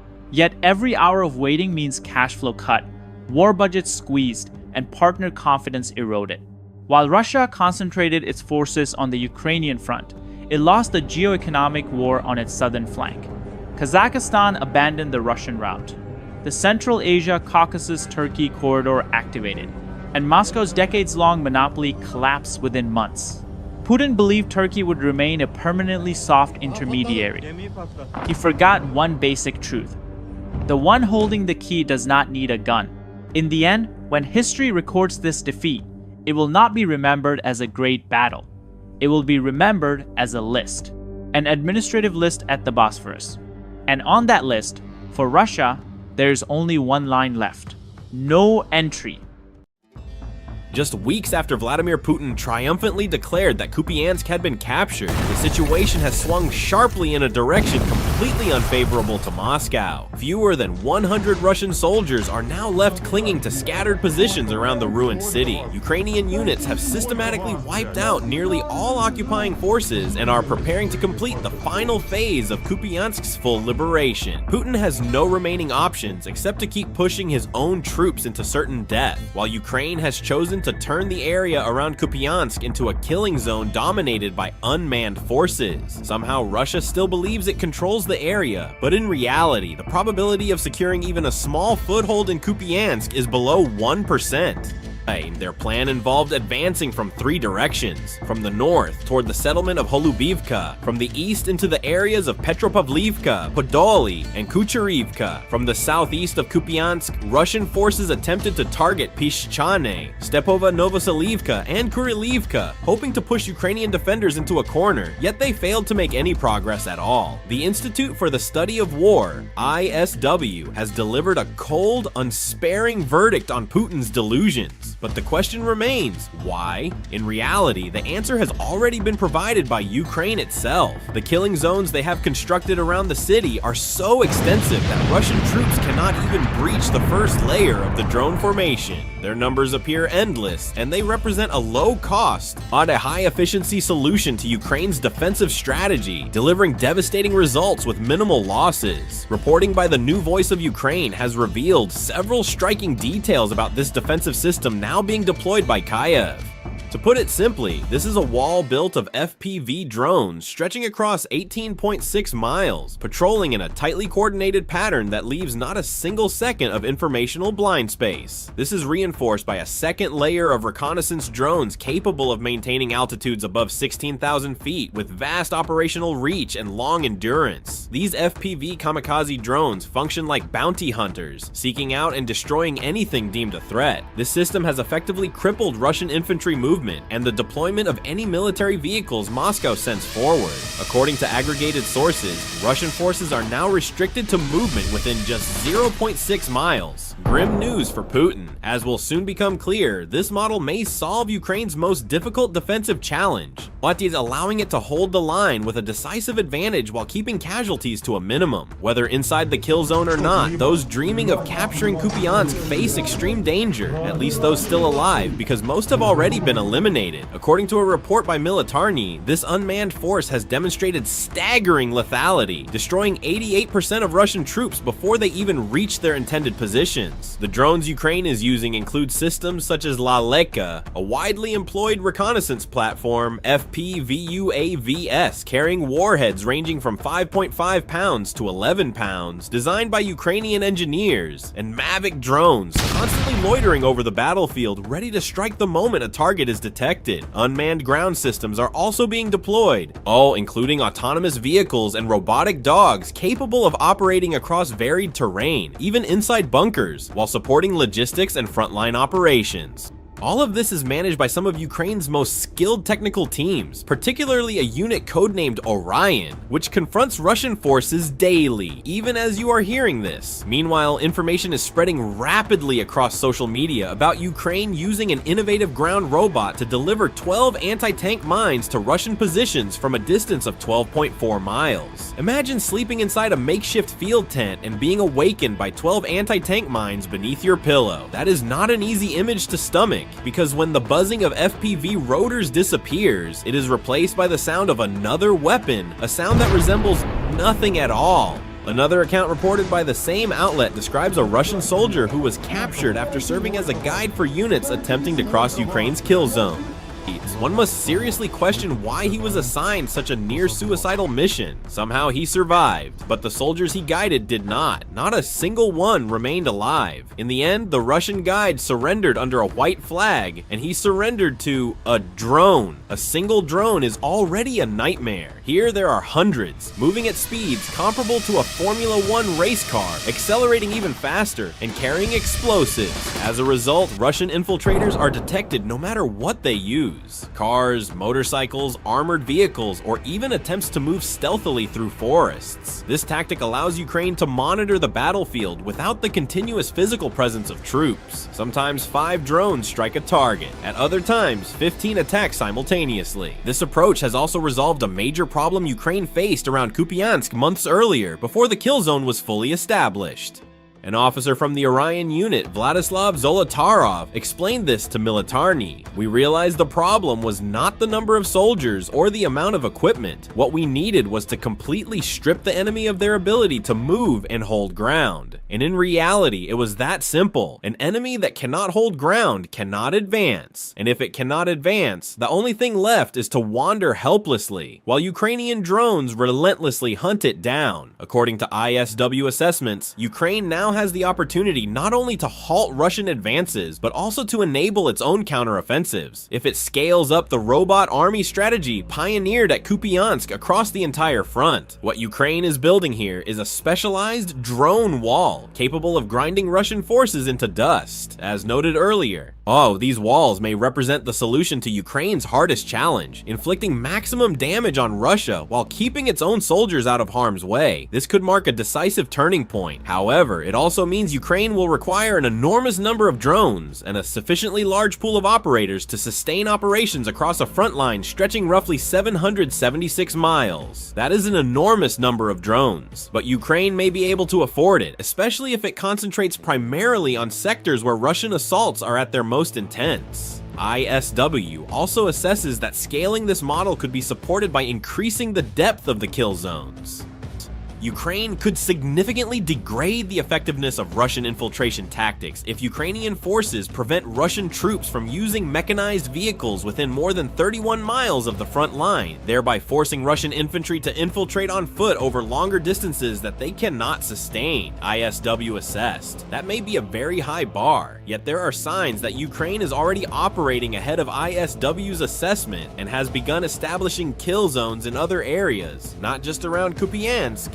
In a report dated December 24th, Euromaidan Press emphasized that these zones now extend beyond Kupiansk to other hotspots, including Pokrovsk and Dobropilya. Across all of these areas, Ukraine is combining high-intensity drone operations, as analyzed earlier, with airstrikes and artillery, applying constant pressure to Russian troops and equipment on both sides of the front line. The expansion of these kill zones is already underway, as explained by Ruslan Muzikuk, spokesperson for Ukraine's National Guard. A kill zone is not merely the area between our positions and the enemy's. It can extend far beyond defensive lines and must be calculated in both directions. Part of this increased depth stems from the fact that Russia itself is also constructing drone-saturated kill zones to block Ukrainian counteroffensives. However, from a logical standpoint, such zones are far more critical for Ukraine than for Russia. It is true that Russia wants to prevent Ukraine from reclaiming occupied territory, but ultimately, Russia remains the attacking side in this conflict. And it is Putin, not Zelensky, who is ordering his soldiers to blindly hurl themselves into Ukraine's defenses, straight into the kill zones. With these robot armies, Ukrainian troops can operate in small units behind the kill zones, knowing that the few Russian soldiers who manage to slip through can be easily eliminated. Those Russian troops who survive by sheer luck after passing through a drone corridor of torment immediately enter areas where Ukrainian soldiers are actively hunting them. For Ukraine, Russian-built kill zones are also extremely dangerous, but Ukraine conducts its attacks with greater caution and calculation than Russia, striking only when the probability of success is high. For example, the emergence of medium-range drones will soon become critically important in neutralizing Russia's kill zones. Drones such as Ukraine's Bulava and Ram-2X can fly up to 62 miles. If the command posts of Russian drone operators are identified, these systems could collapse entire operational areas, clearing the way for Ukrainian counteroffensives. Nevertheless, defense remains the central role of Ukraine's drone walls, and the top priority right now, especially if Ukraine intends to continue expanding this model, as ISW considers critically important, is ensuring the availability of as many drones as possible. Once again, Ukraine appears to to be ahead of the curve. In sheer numerical terms, Ukraine has invested billions of dollars into producing and procuring short-range drones to fill its kill zones. On December 24th, the Kyiv Independent reported that Ukraine is on track to receive approximately 3 million drones by the end of 2025. This information was confirmed by Ukraine's Prime Minister Denis Shmyhal, who emphasized that the figure of 3 million drones is nearly 2.5 times the total number Ukraine had produced or acquired by the end of 2024. Ukraine did not produce and procure millions of drones by accident, and the kill zones are very likely the reason. Still, Ukraine may always need even more drones. And on January 21st, the Straits Times reported that Ukraine is doing everything possible to acquire more. Yes, even more. According to Ukraine's new Minister of Digital Transformation, Mikhailo Fedorov, Ukraine intends to rely heavily on drones as an asymmetric warfare tool, using them in a war of attrition strategy designed to force Russia to end the war in Ukraine. Stay with this story, and you will soon see the strategy's most surprising primary objective. As for drones specifically, Fedorov stated that Ukraine will accelerate the replacement of Chinese-made Mavic drones with domestically produced Ukrainian models. This is a very smart move. Fine, the less Ukraine depends on imported weapons, especially from countries that also supply Russia, the more sustainable its defensive effort becomes. Ukraine has already developed a domestic Mavic equivalent using comparable cameras but with longer range, and testing of this new drone could begin as early as this month. Ukraine is moving fast and at scale, and if Fedorov's technology-centered defense approach is implemented as intended, the Kupiansk kill zone could soon be replicated across the entire country. We have spoken extensively about kill zones, simply understood as dead, uninhabited areas saturated with drones. But beyond this basic definition, it is essential to recognize the severe problems Ukraine's robot army poses for Russia as Moscow attempts to sustain the brutal offensive operations Putin requires to seize more territory. There may be no other Ukrainian strategy that transforms vast stretches of land into deadly traps for Russian forces more effectively than these kill zones.